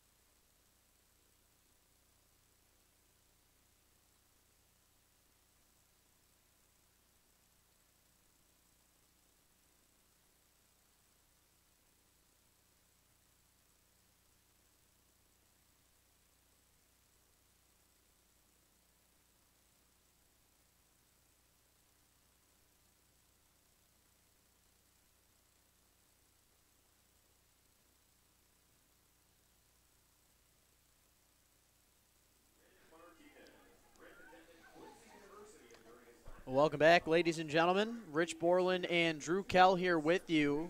If you're just joining us, the Westside Woolly Mammoths taking charge in this one. They get a run in the 2nd, 2 more in the 3rd, and then adding on 1 more insurance run in this previous 5th inning. We head to the 6th now, and the story being told today, Mr. Jake Angus, the young man coming to us, of course, from Orange County, California. A left-hander, has been stellar all day long. Bryn Martinez, Dan Ward, Dan Elliott, the 9-1-2 hitters due up for these Unicorns to start this 6th inning. Martinez, a victim of a strikeout back in that 3rd inning. Angus with 8 Ks and no walks coming into this 6th inning, but has started off Martinez with 2 pitches that have missed away. Martinez coming to us from Southwest Ranches, Florida, batting below the Mendoza line here as he's got 4 hits on the season. 2-0 pitch, misses the zone as well. And we mentioned how Angus, going into that 4th inning after that long bottom of the 3rd when the Mammoths had put up 8 batters in that bottom of the third inning. He ended up walking the leadoff batter Grote, but then got a couple of easy outs alongside of a hefty pickoff move from Jackson Smith, and a 4-pitch walk here to Bryn Martinez starts off the top of the sixth. And this is the third consecutive inning where we've seen Jake Angus get behind batters to lead off the inning. So it's been a common theme, but the one thing is he's been able to get around it and make pitches when he needs to. But by getting behind the leadoff batter, that's just playing with fire, and you can only do that for so many innings before it comes back and bites you. So you got to get this guy right here, Dan Ward, because he can really cause some trouble and make this game close. Tying run is looming on deck, and Dan Elliott. Ward almost getting drilled with that pitch, but and now some action down in the right field bullpen. They're going to start scurrying down there. Which bullpen? Left field, excuse me. Maybe I'm not good at anything. Out there looks to be number 28. I believe that's Clifton Landis III. We'll double check that. In fact, it is. So we'll let you know what happens here as Ward, for the second consecutive time, gets a single, but Kitson with a rifle throw to third. You kidding me? A bang-bang play, and tagged out is Martinez.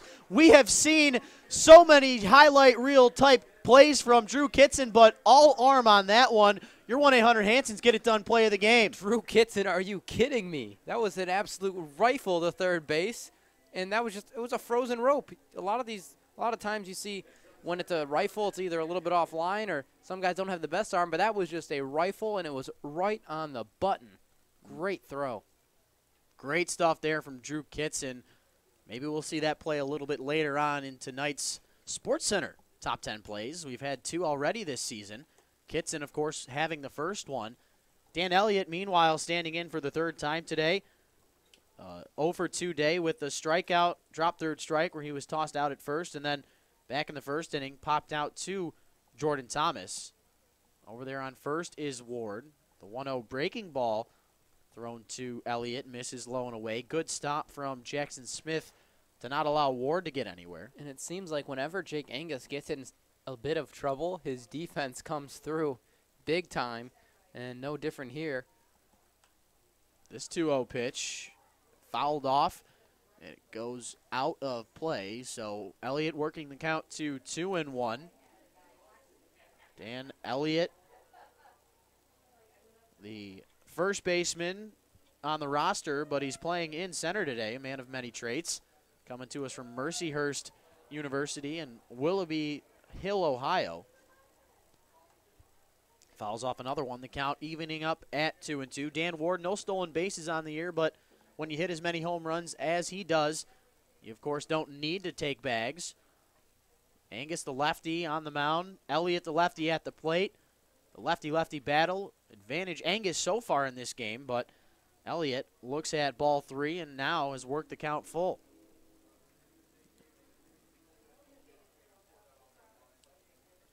This is a big pitch here for Angus, and I think it could really determine how the rest of this game goes. That one fouled off, so maybe not that pitch exactly, but the count here, of course. You know what I mean, Rich. No, it was at that point before it was fouled off a big pitch, but Elliott staying alive here. Angus coming into this coming into this 6th inning had 59 pitches through the first 5 frames, but as we take a look at where he's at now, Angus with, count 'em, 71 pitches. This ball fouled off again. Elliott continuing to fight here. That one almost finding the glove of Smith as you saw him knock his throwing hand into the mitt with that punch, but can't hold on to the baseball, so Elliott will stay alive here at least for one more. And wow, that was barely staying alive. Great pitch by Angus. Thought he got the swing and miss, but Dan Elliott was just able to nick that one foul. Payoff pitch once again. There's that breaking ball. This one stays just a bit too high.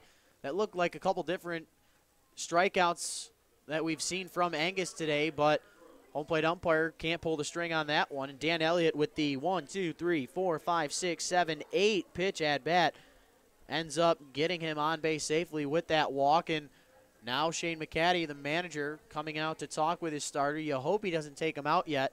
But like we mentioned, Clifton Landis the third out there in that left field bullpen. You hope to see it just being a strategical conversation on the mound. Angus not holding that baseball out, and it looks as if he will, in fact, stay in this one. So a strategy-type meeting on the mound. You got one out on the board after Martinez had walked. Thankfully for that throw, though, from Kitson. Otherwise, we'd be in a whole different world of trouble here for the Mammoths. But the the no-out single from Ward that led to that throw out at third. He's now at second. Dan Elliott reaching on the base on balls. And now Carter Grote, the man who leads this league, led this league with hits coming into play today. Now, of course, Dan Ward leading it with 28 hits.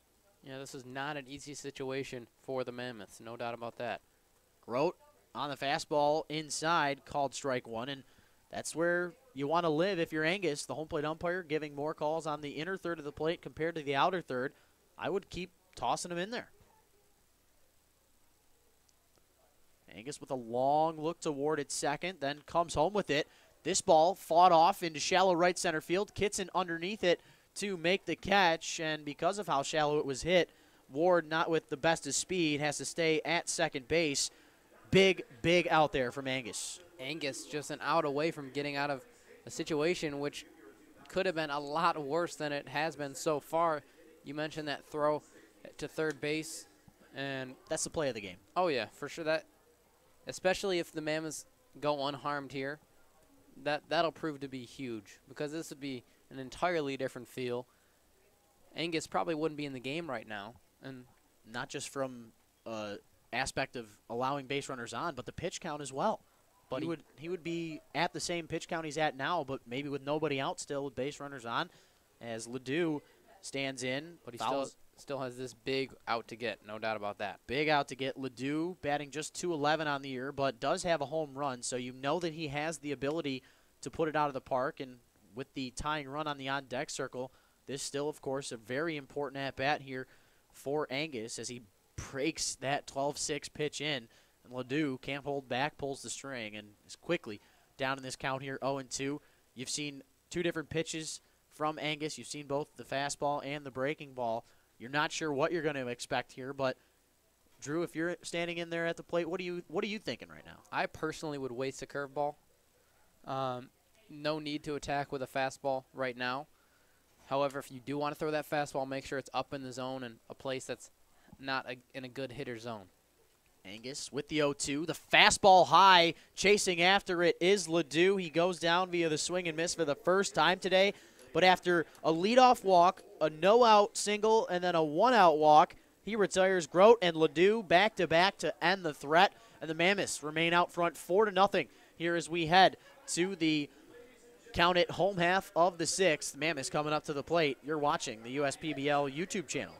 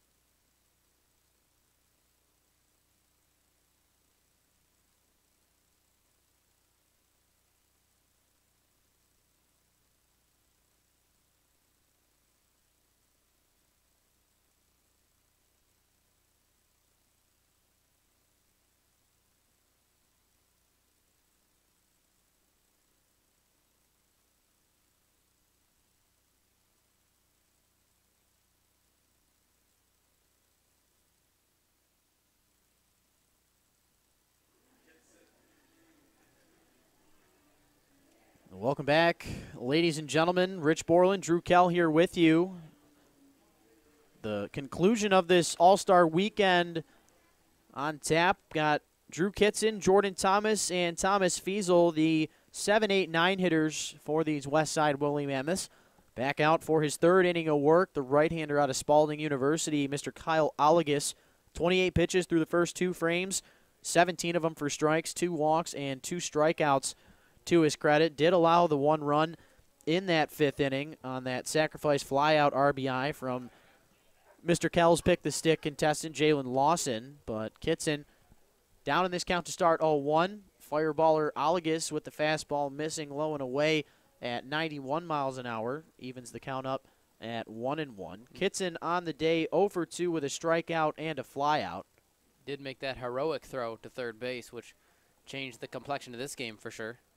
That 1-1 pitch, slider missing away. Count now 2-1 on Kitson, working the hitter's count.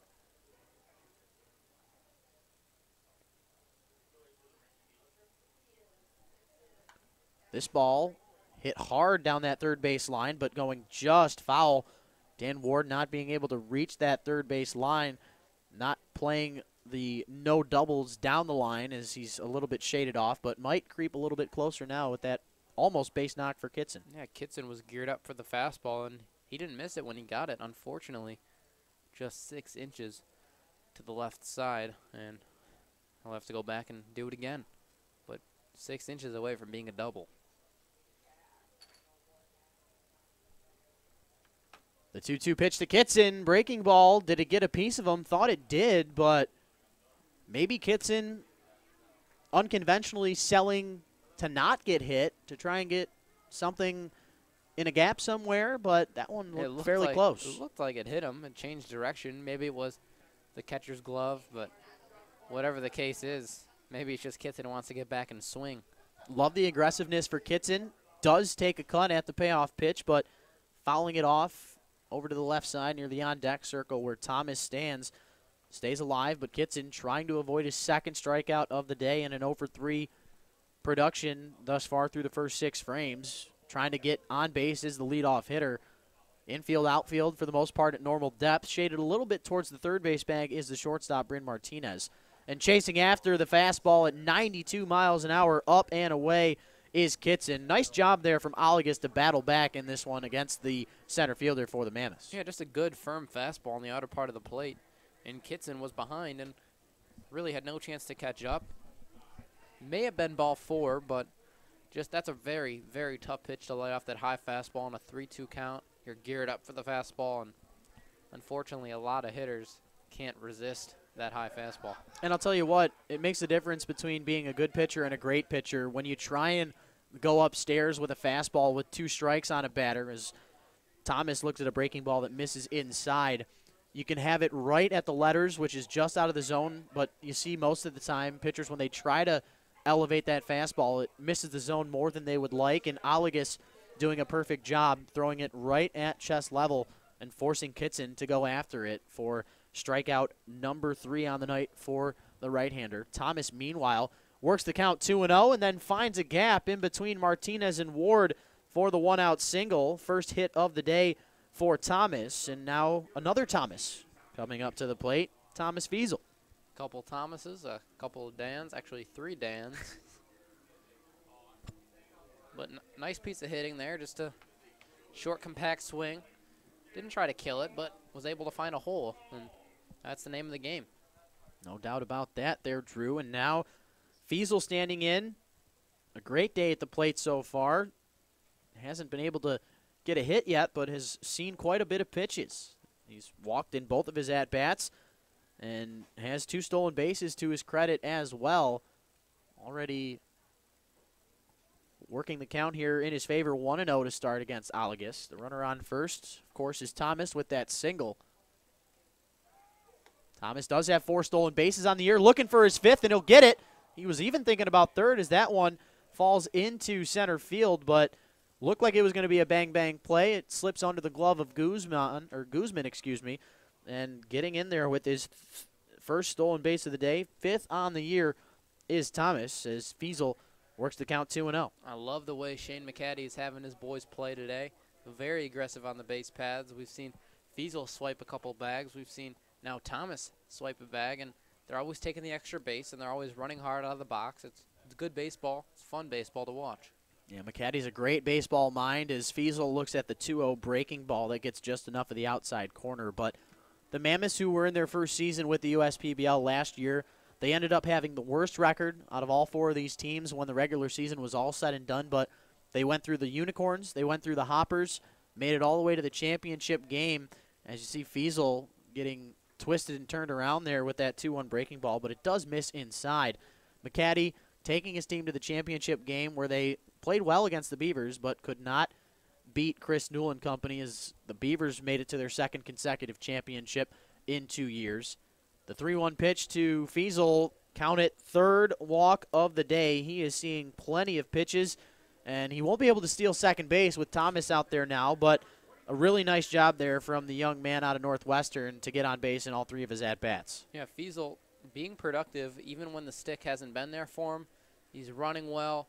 He's seeing the ball well. And, yeah, just because you're not swinging the bat well, for all the kids watching, there's not an excuse to take the rest of the day off. You still got to field your position, and you still got to run hard on the base paths. You still got to play the game the right way, and that's what Tommy Fiesel is doing today. There is an arm getting loose out in that right field bullpen for the Corns. It's Jesse Stinnett coming to us out of Madison Heights, Virginia.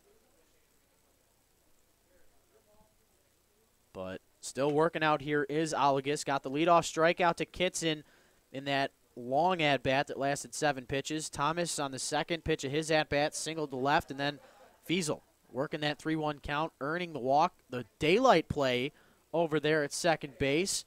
Drew, do you know what the daylight play is? I haven't heard that term, but you want to know a little more detail. So how it works is there's a set play where before Olagus gets onto the rubber, he'll look at his middle infielders, see who exactly would in fact be covering the bag, and then each team is different.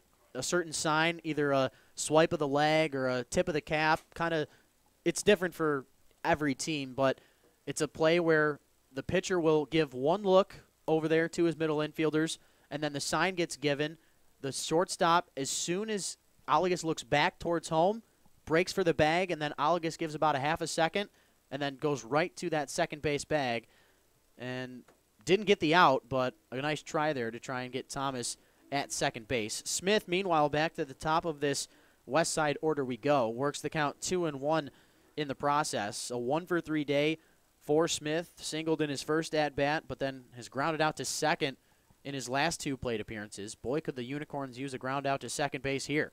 Instead, a high fly ball, shallow into center, but making the run, getting a great jump on that hit was Dan Elliott, the center fielder, and he comes in to make the catch. 2 outs here with 2 men on.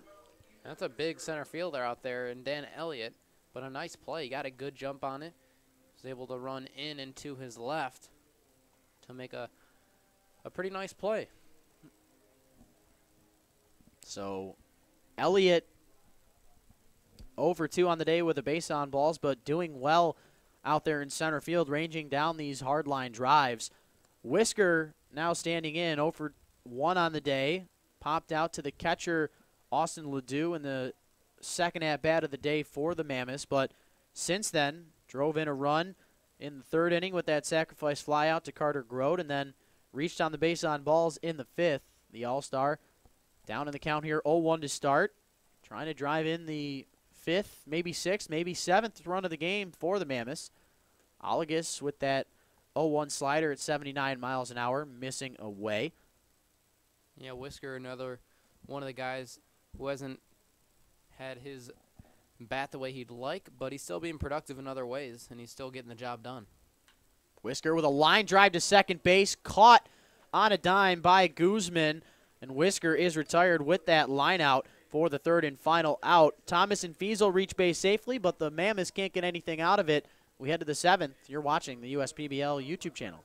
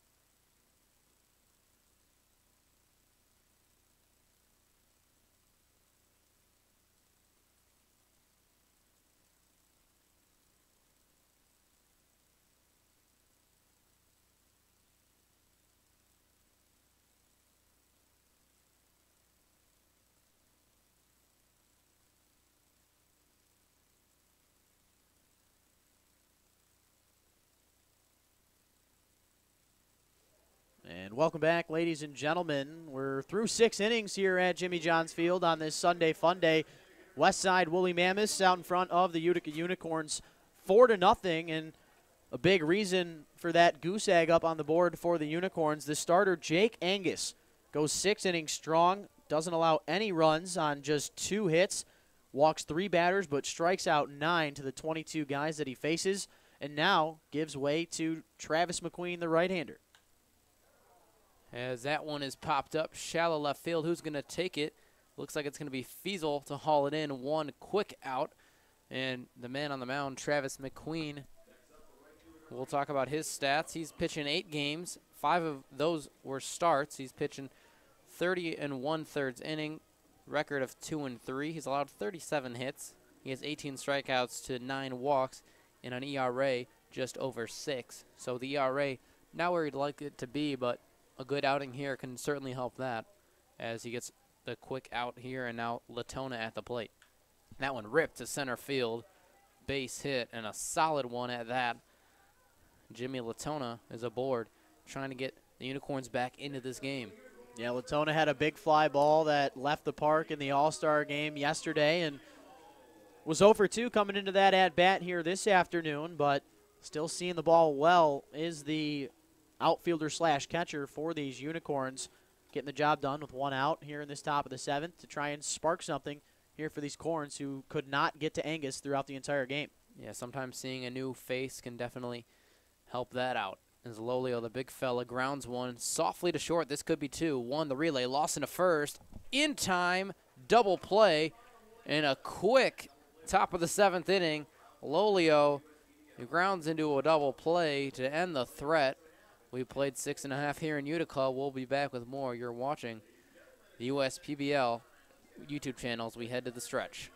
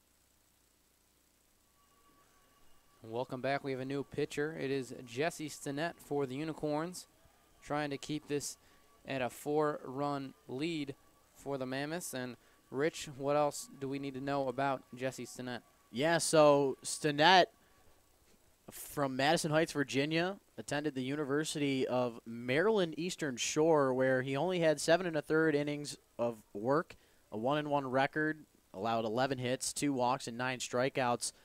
ERA not where it wanted to be, but the reason his ERA skyrocketed was all but one outing. Stinnett had one inning where the margin of error was razor thin. Does the exact same warm-up routine for every game, or he won't pitch. His father, Jimmy, of course, played for the Pittsburgh Pirates single-A team, and through a long, distant relationship, he's also related to the former Diamondbacks catcher Kelly Stinnett. Shout out Leah Goldman. That's good stuff there for sure.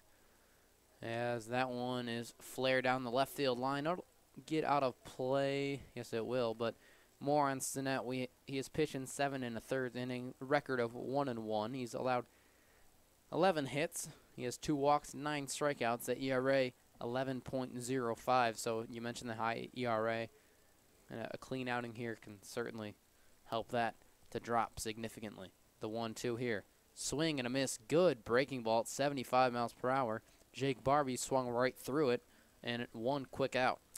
Shocked we didn't see a hard ground ball hit to first base. And Barbie, who had reached base safely in all 3 of his at-bats leading up to that strikeout there, reached on the 2 fielders' choices and the base on balls, and had 2 of the 4 runs scored here for the Mammoths today. Well, Tyler Pagano will step in with 1 out here in the bottom of the 7th inning. Checked his swing. It looked like he went. In fact, he did. He checked into the hotel and he checked out all in one swing. No appeal needed there. Pagano didn't look comfortable on that swing, although he has looked comfortable in the box today. As that one bends in for a strike quickly, 0-2. Nice job by Stinnett. With first 2 batters. Last time Pagano went down 0-2 in the count was in the first when he got caught looking on the 3rd pitch against Al Johnson.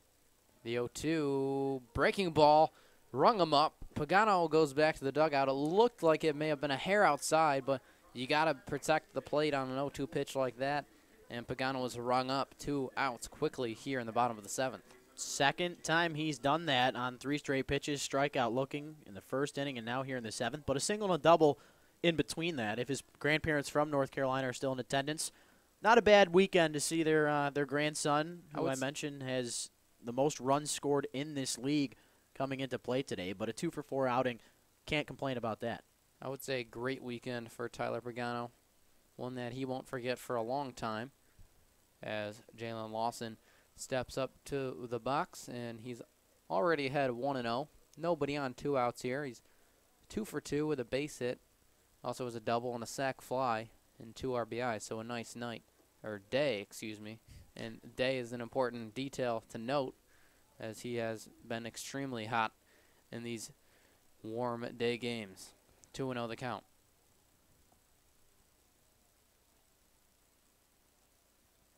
That one bounces in. 3-0. You wonder if Lawson may have the green light here based off how he's played today. He does have 4 home runs, so if anyone's going to get the green light today, I think it would be Jalen Lawson. Expect a big cut here. That one misses outside, and Lawson will trot down to first base. How about that day, though, there for your pick the stick contestant? A double and a run scored, a single with an RBI, a sacrifice flyout that drove in a run, and he gets on base here with a walk. These Sundays for Jalen Lawson. I couldn't have written it up any better. I've made the right pick, and I usually don't make the right pick. And I was going to say, did you know about that Sunday stat before you made your pick? I didn't know the stat, but I had it in my head. I was thinking, well, I've seen him at a grand slam on a Sunday game. I've seen him have some extra base power on Sunday games, and then I actually, from there, it was during this game, actually, I went on, saw his stats, and I looked through them, and I counted up every game, and that's when I found the stat. But prior to the game, I did not have that information. That one grounded to third. That should end the inning, and it does. As the 7th inning is done, we head to the top of the 8th inning here in Utica. 4-run lead. We'll be back with more. You're watching the USPBL YouTube channel.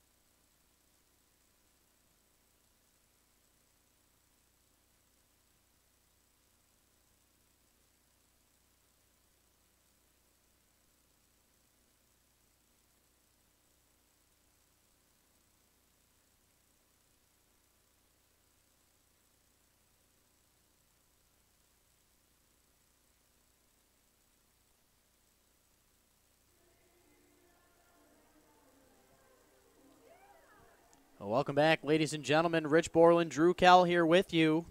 Westside Woolly Mammoths with a commanding 4-0 lead as we head to this 8th frame. Travis McQueen out for his second inning of work. In that 7th inning, allowed a single from Jimmy Latona, but a 6-4-3 double play that retired himself and Nico Lolio. Got McQueen out of that early jam as it's Guzman, Bryn Martinez, and then back to the top of the order in Dan Ward here to start this 8th inning for the Corns. Good start to the at-bat for Guzman. Looks at 2 straight. Neither of them hit the zone, and the Unicorns desperately needing to get their leadoff man on. If we take a look at how the day has gone for the leadoff batter in this game for the Utica Unicorns, Ward in the 1st inning struck out. Austin Ledoux in the 2nd popped out to 3rd. Nico Lolio in the 3rd inning reached on a hit by pitch. 4th inning, Grote with a leadoff walk. Latona in the 5th with a leadoff strikeout, and then another leadoff walk for Martinez in the 6th inning. A fly out to left in the 7th. So count them 1, 2, 3 of the 7 innings. The Unicorns have been able to get their leadoff man on. A good opportunity here with the count 3-1 on Guzman. Hits a high fly ball. Looks to be finding the mid of Ethan Whisker. A very easy play for that all-star. Makes the catch for out number 1. 1 up, 1 down, and the Unicorns cannot get that leadoff man on. Jim Essian can't be too thrilled with how the offenses look today, but you got to give credit to Jake Angus, who was lights out through those first 6 frames. Did a spectacular job. All of his pitches were working. He didn't overpower anyone, but he was throwing strikes, hitting his spots, and making pitches when he had to. And for McQueen now, he just got behind 3-0, and it was looking like that trend of the leadoff batters reaching was going to continue. But that's got to hurt for the Unicorns down to your final 6, now 5 outs. That's something where you look like you're going to have a good start to an inning and then it deflates. And that's kind of what we've seen all day. We've seen the Unicorns feel like the momentum was building, feel like it was shifting, and then whether it's a great defensive play or some good pitches made, it all deflates. Yeah, the Mammoths with a really complete game so far here today. The defense, offense, and pitching has been there, but right on cue, of course, straying away from the trend. McQueen on that 0-2 pitch leaves one up for Bryn Martinez, who takes full advantage of it and reaches base safely for the 2nd consecutive time. A 1-for-2 day. Also had that walk to lead off the 6th, but back to the top of this Utica lineup. And I feel Dan Ward, home run derby champ, coming up to the plate, could cut this lead in half with 1 swing of the bat. I feel like every time Dan Ward's up, it's right when you start to feel the momentum shift. Pressure. Let's see if that momentum can finally reach the top and go the Unicorns' way. First time Ward will face off against McQueen in this contest. He retired Williams, Latona, and Lolio in that 7th frame, but the top of this Unicorn lineup, very lethal, as Ward looks at the first pitch, swings and misses at the 2nd. McQueen not scared by any means against this big fella in Dan Ward out of Garfield Heights, Ohio, who, like we mentioned earlier on in the broadcast, with 47 home runs in the home run derby combined between the 3 rounds. But no home runs here for Dan Ward. He strikes out for the 2nd time today, a 2-for-4 afternoon. Looks like that's what he will finish with as he chases after one way out of the zone. Nice lateral movement there on that slider for McQueen. Yeah, it was a sharp breaking ball from McQueen. Had late break to it, good break to it, and even Dan Ward, a guy who's been scolding hot, had no chance with that one. Over on first is Martinez. The batter now, Dan Elliott, who is 0-for-2 on the day with a pop out to short, a strikeout, and then reached on the base on balls in the 6th. But over there on first base, Bryn Martinez, as we pull his player card up. No stolen bases to his credit just yet, but does have some speed. Count evening up at 1-1 here on Elliott. Martinez with that 1-out single, trying to get into scoring position. We'll see if he tries to take anything on his own. McQueen, the 1-1 pitch, rolling over that fastball was Elliott. And quickly, the count has gone down to 1-2. Unicorns down to their final strike here in the top of the 8th. Obviously a big out to get, but it's looking like the trend of momentum building and then it falling once again could continue. But Dan Elliott, I'm sure, has other ideas. Yeah, if Elliott can get on base here, have 2 men on for Carter Grote, could turn the tides of this one as he looks at ball 2 to even this count up. But Grote looming on deck, 0 for 2 with a strikeout and a walk to his credit. Austin Ledoux behind him, 0 for 3 with a pop-out, a fly-out, and a strikeout. Backdoor breaking ball. Dan Elliott allows it to enter the home, and he can't believe it, though, as back-to-back strikeouts end the top of the 8th, and we will head to the home half. Mammoths out in front, 4-0. You're watching the USPBL YouTube channel.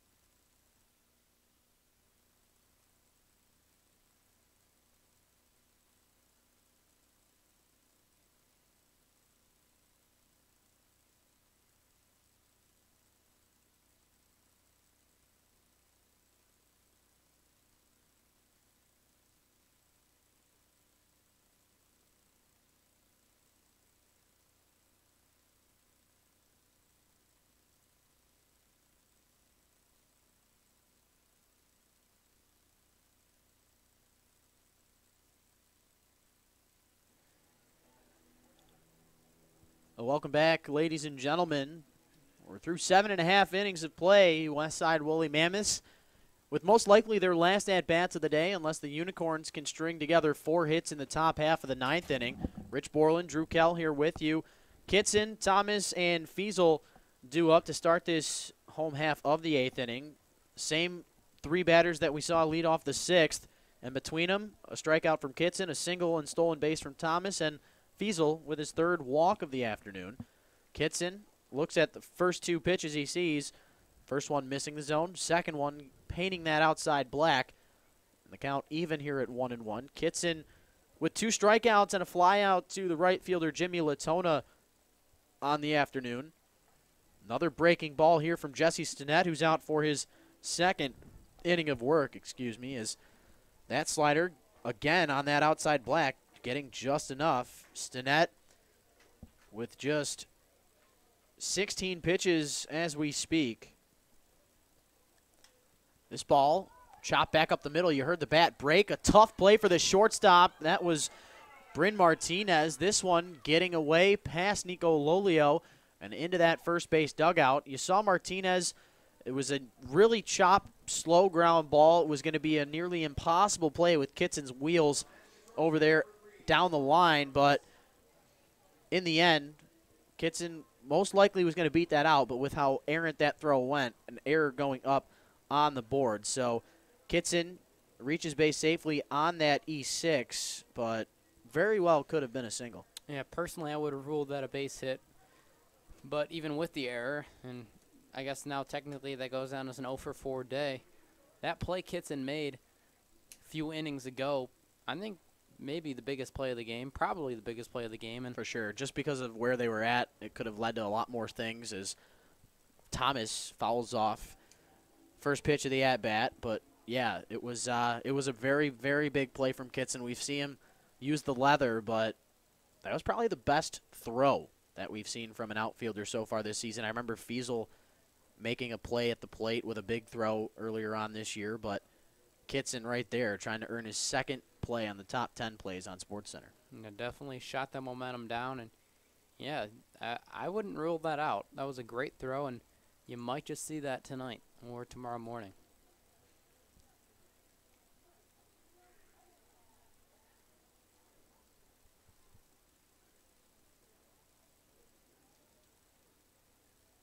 Count 0-2 on Thomas, and the count will drop to strike 3. Thomas chasing after one and goes down on 3 straight strikes. That is strikeout number 2 on the day for Thomas. And last name Thomas, first name Thomas. Thomas Feasel now coming up to the plate with those 3 walks on the day. There is an open bag at first, so we'll see if Stinnett tries to attack Feasel here or if he will get to that open bag at first. A 4-walk game. Don't see that too often. It's impressive. Breaking ball in there. Gets enough of the inside part of the plate. Called strike 1.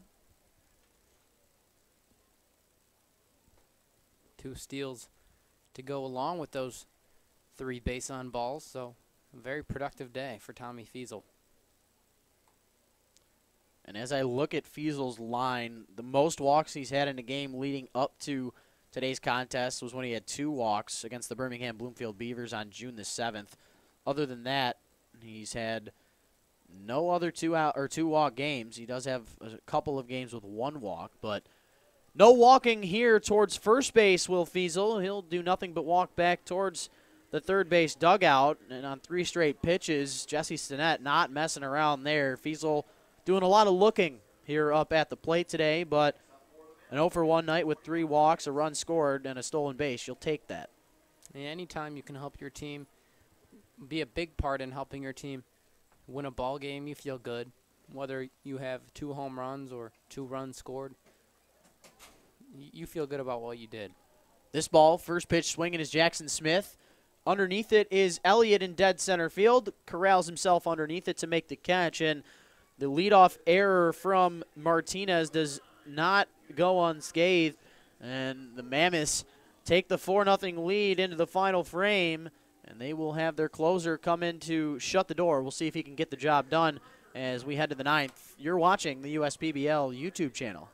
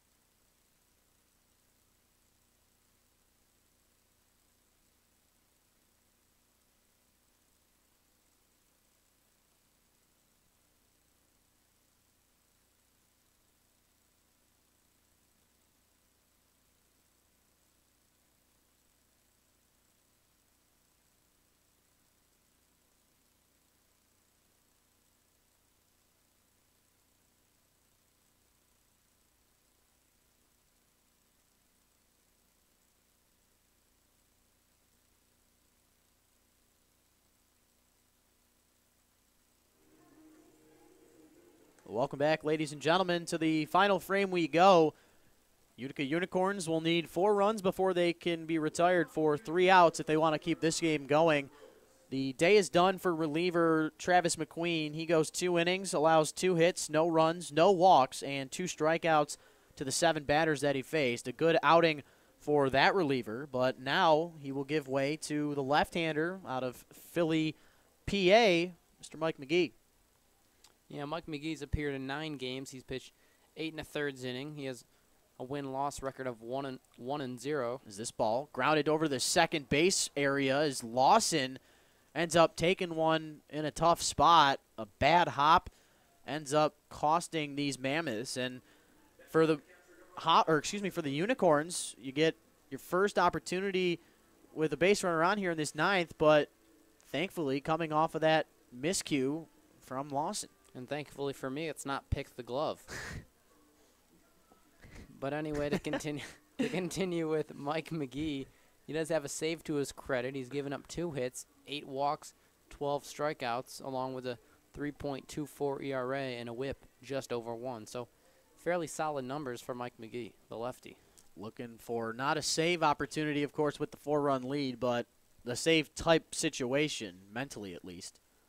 First pitch to Austin Ledoux, missing the zone away. Count 1-0 on the batter. Ledoux on the day, 0 for 3 with a pop out, a fly out, and a strikeout. Grote over there on first base. Like we mentioned earlier, when he reached on the walk, does not have any stolen bases so far this year. But McGee struggling here against Ledoux to start. 2 pitches, neither of them anywhere close to the zone. Something about those final 3 outs. 2-0 pitch, missing away. So Ledoux looking to reach base safely for the first time this afternoon. Would be a perfect time to do so. McGee, you can tell, clearly struggling here in this top of the 9th inning. There is an arm out there getting loose for these Westside Woolly Mammoths. I'll let you know who it is in just a second. But Ledoux, McGee finding the zone. And you know what? I take it back. That's actually Clifton Landis III back out there just hanging out in the bullpen. Just chilling. Having a good time on this Sunday fun day here at the ballpark.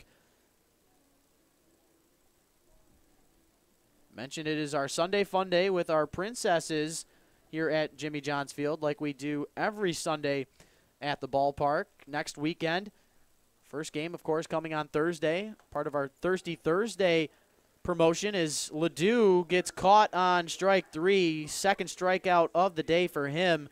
Good job there by McGee to battle back, and we've seen that situation a lot here today where pitchers getting behind but fighting back in these counts. Nice job there from the left-hander. But back to our promotional schedule. Thursday, the Eastside Diamond Hoppers and the Utica Unicorns in an Eastside battle.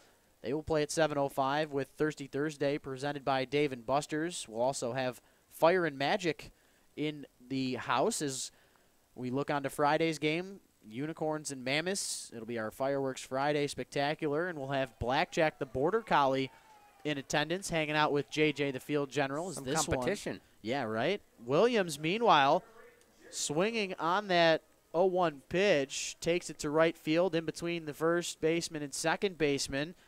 Getting over to second base is Grote. Dan Williams tossed that ball back in, as that is the first USPBL hit there for that young man. He'll keep that baseball as Williams on first, Grote on second.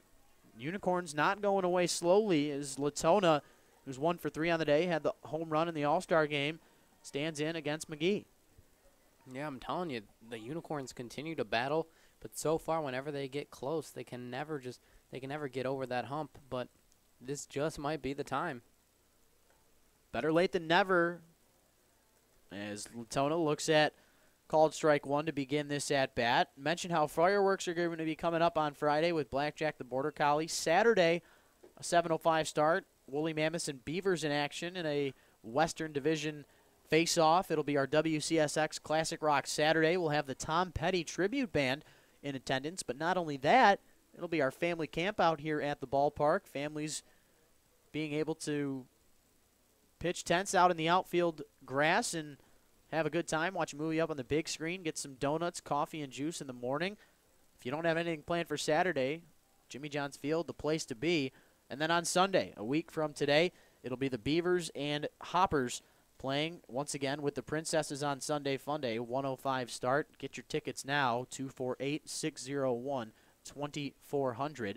But back to the field here today, as Latona down in the count quickly, 0-2. McGee trying to get a strikeout here, the second one of the inning, but Latona fouling it off as, how about that pitch, though, there from McGee? In on the hands, Latona going after it, but with that so far inside, can't do anything with it. Nice job there from McGee to not allow Latona to get anything over the plate. And a nice job by Latona to pull his hands in and at least foul that one back. That was a really tough pitch to foul off. This ball driven back up the middle. It's going to drop. Latona looks like he's going to have, it looked to be an RBI single. I expected Grote to try and come in to score, but everybody moving up 90 feet. Latona with his second consecutive single, and now look who's coming up to the plate. Home run derby contestant, Mr. Nico Lolio, and arguably the biggest at-bat of his season. And, yeah, Lolio in a big spot, but what I did like is Carter Grote holding up there at third base. There's really no need to send him. Maybe if it was the first or second inning, you'd see him. Or if it was a run-run game. Yeah, but in this situation, his run doesn't mean anything at this point. Obviously, he needs to come in at some point, but there's no need to try to force the issue and maybe have an unnecessary out at the plate. That's good baseball, and, yeah, the pressure is on. And Nico Lolio, who has hit some in the Clinton River, a big chance here. Only one homer this year, but we know he has the power. We know he's capable of tying this ball game up. Had 4 home runs in the home run derby yesterday. What a spot for the man right out of Carleton, Michigan.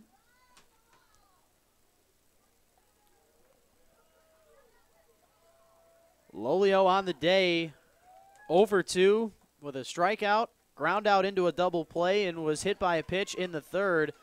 Takes a big cut on the first pitch he sees off of McGee, swings right through it. Count quickly, 0-1 on the left-hander. Lefty-lefty matchup, no easy feat here for Lolio. And Nico's not going to get cheated here.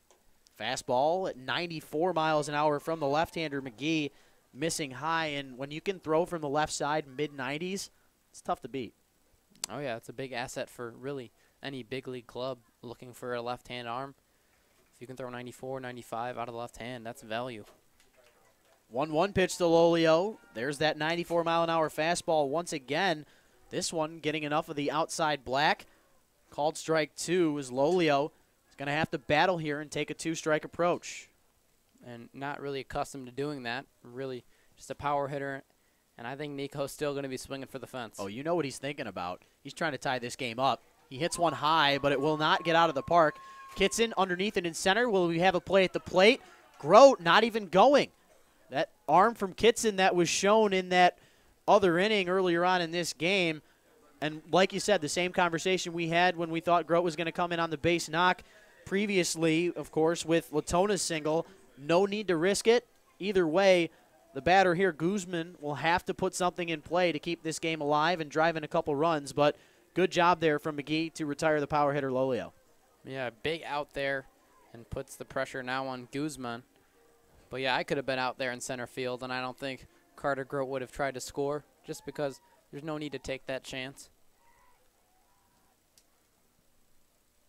So Guzman, the batter, looks at a fastball away at 95 here now from McGee as he's continuing to turn up the heat. And with good life, too. It's not just a straight fastball. It has some right-to-left action on it. Good tail movement there from the left-hander, the 1-0 pitch. This one's popped up. Looks like it could be our ball game. Underneath it, Lawson, but instead Thomas, the shortstop, calling him off, seeing a little bit better was that shortstop there on the play. And the Mammoths shutting out the Utica Unicorns. An impressive day for the men in the Flintstone attire.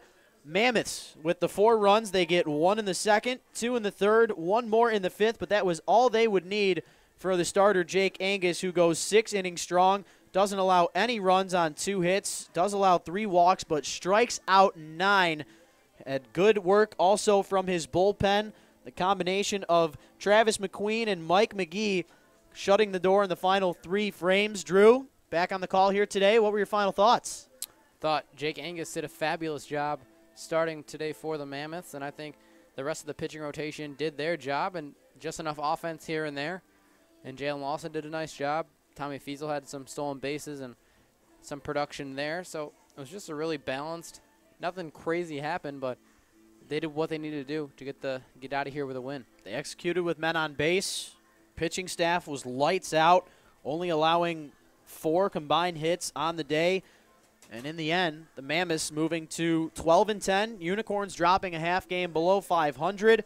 For everyone up here in the booth, got Luke Hammett, Mr. Leo Goldman, Drew Kell. My name is Rich Borland. We will see you on Thursday for Thirsty Thursday. You stay classy, Utica.